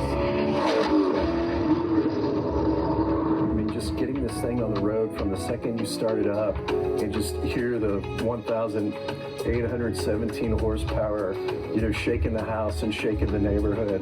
It just is exciting to own and drive, but also to share with the community and let them see what it's all about. My passion for cars really started in high school. My buddies and myself managed to save up money and get Mustang Fox bodies, doing some simple modifications and racing around town with my friends. That kind of set the fire for wanting to eventually hit a point where I could start to afford kind of that next level of car. Fast forward a little bit, I managed to pick up some interesting stuff. A Hennessy Exorcist to a C8 Z06. I've got this beautiful Venom F5 Revolution behind me, Ferrari 488, several different cars. Going back to early on days, getting my hands on the Mustang GT 5.0, Fox bodies back in the day, it was fun to do a lot lot of bolt-on modifications, and back then it was very easy to tune cars and really enjoy and appreciate them. And then as time has gone on, it's fun to watch professionals who take a lot of these cars that are already out of the factory, produce a ton of horsepower, great performance, and really see how they can take them to the next level. From the first time I saw the Exorcist videos and started learning about what they did to the ZL1, I was really hooked in. It brought me back kind of to the days with my Fox Body Mustang and just seeing what they're able to do, camming the thing up and tuning it up and bringing it up to 1,000 horsepower. It got my attention very much, even from a nostalgia perspective of being a child, but now who could afford kind of something that was next level. Can I point to it or whatever? Yeah. So this car right here was love at first sight. And Alex Royce was taking us on a tour of the F5 production facility, and this was a car that they had getting ready for Car Week in Monterey, and loved the color scheme, loved everything about it. Growing up a Star Wars kid and a Star Wars lover, first time I saw it, it looked like a stormtrooper. Just the white paint on the carbon fiber, and the car's killer. I mean, it just looks absolutely gorgeous. The first time I heard this thing start up, it sounded like an Indy car, GT car, just raw and powerful and scary. To get behind the wheel of it and see what it could do was just amazing.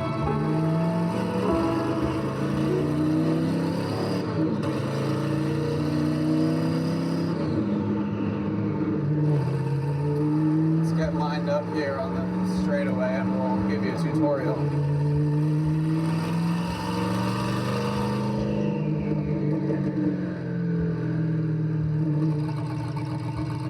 So you gotta be in drag mode, and you'll be left foot on the brake. You'll be in drive. So left foot on the brake, to the floor on the gas. It'll give you a message, and then it'll say building boost, and then it'll tell you to go, and then you just immediately lift your left foot off the brake. Awesome. I am not going to do any throttle modulation until we just let off. Okay. So the car is going to be managing the acceleration, the traction control, and we're on cold tires. We haven't done really any driving. The car is going to spin, but you'll see that we're just going to move out. Awesome. All right, team, we're going. Ready? Let's do it.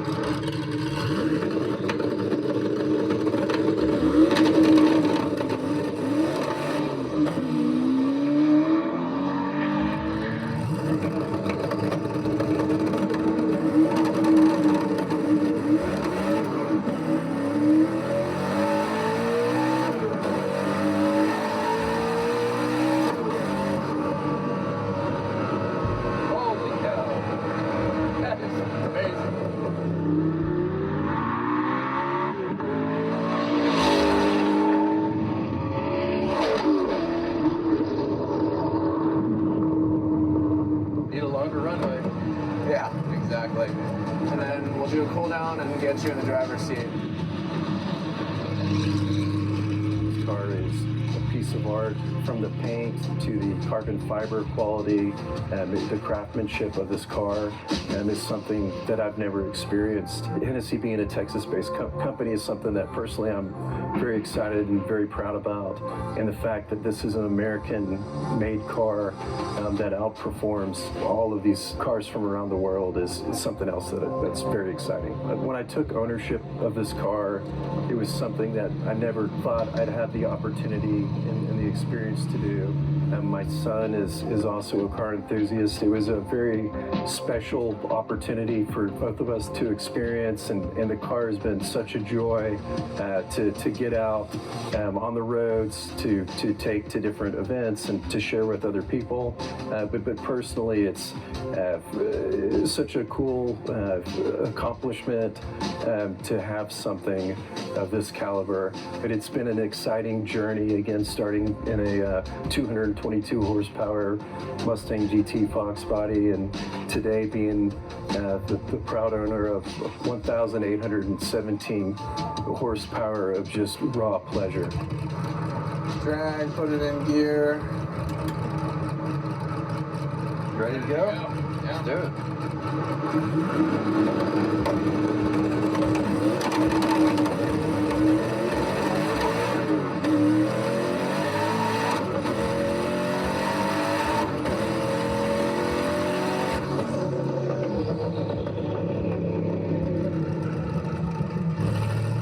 Pretty exhilarating. That was badass.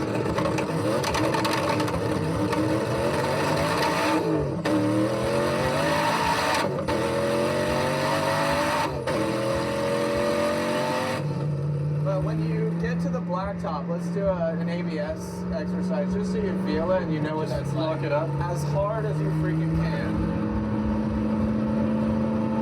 Ready? Yeah.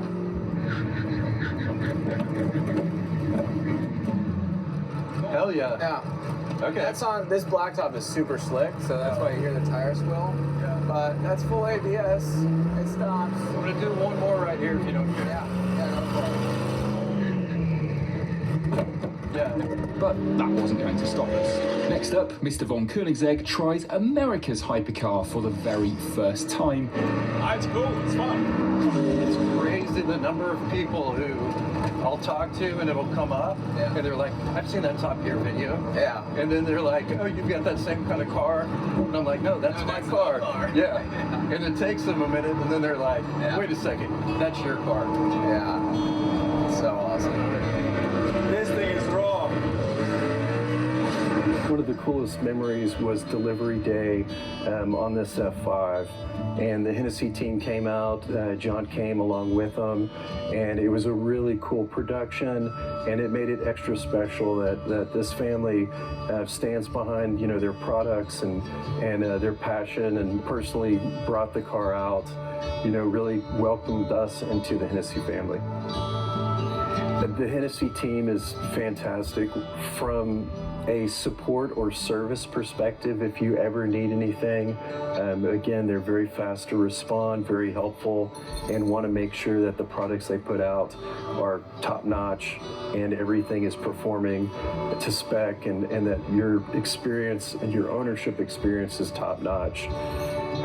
From a Hennessy family perspective, it's been really cool to get to know the family and to understand each of their roles in the business. Alex, who's the COO of the business, has been absolutely wonderful to work with. The whole family is hyper technical. They know their products, they know the business, they know the industry, and can tell you all about it, but they're also hyper personal and professional, and just want to make sure that the owner experience isn't just about the car and the car's performance, but you know, the joy, the satisfaction you're getting out of the whole experience. All right, so we'll just kind of run through some of these corners at some speed and just get a sense for it.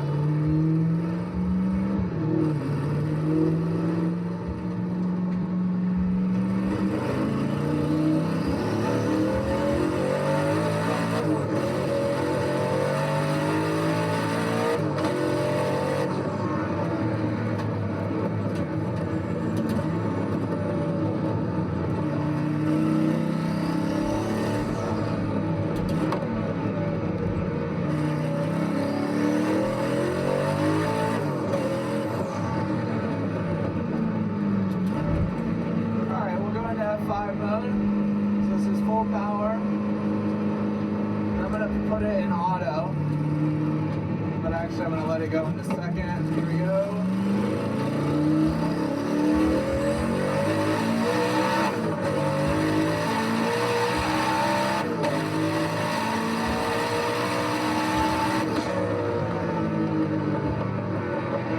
Wow.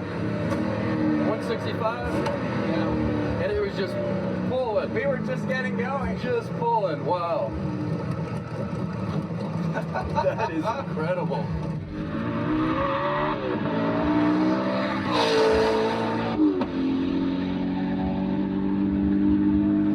So you're just thinking like, okay, leaving Cars and Coffee, you want to make sure not to just be a Mustang, right? For sure. All right, first gear, I'm just going to go 100% throttle instantly.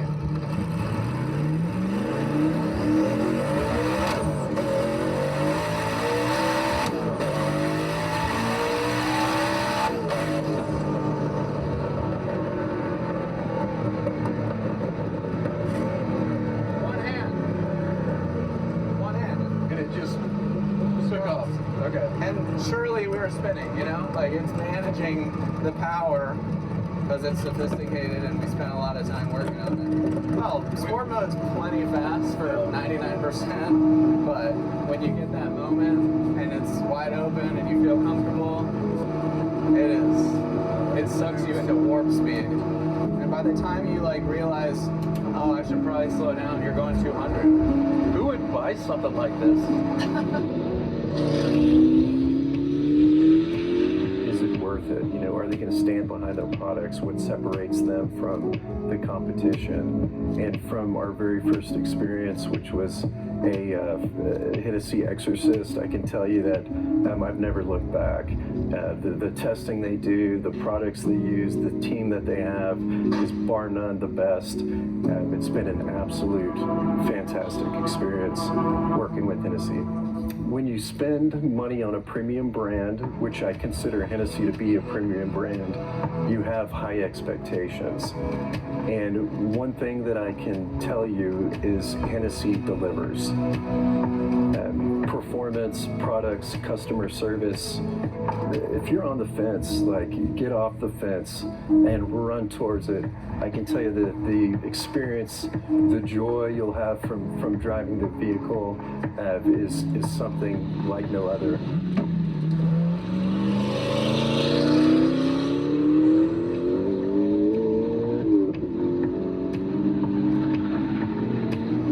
This thing is just wild. And it's a car too that's like, the faster it goes, the faster it goes. At 170 that we just went, like, it was just about to find new life.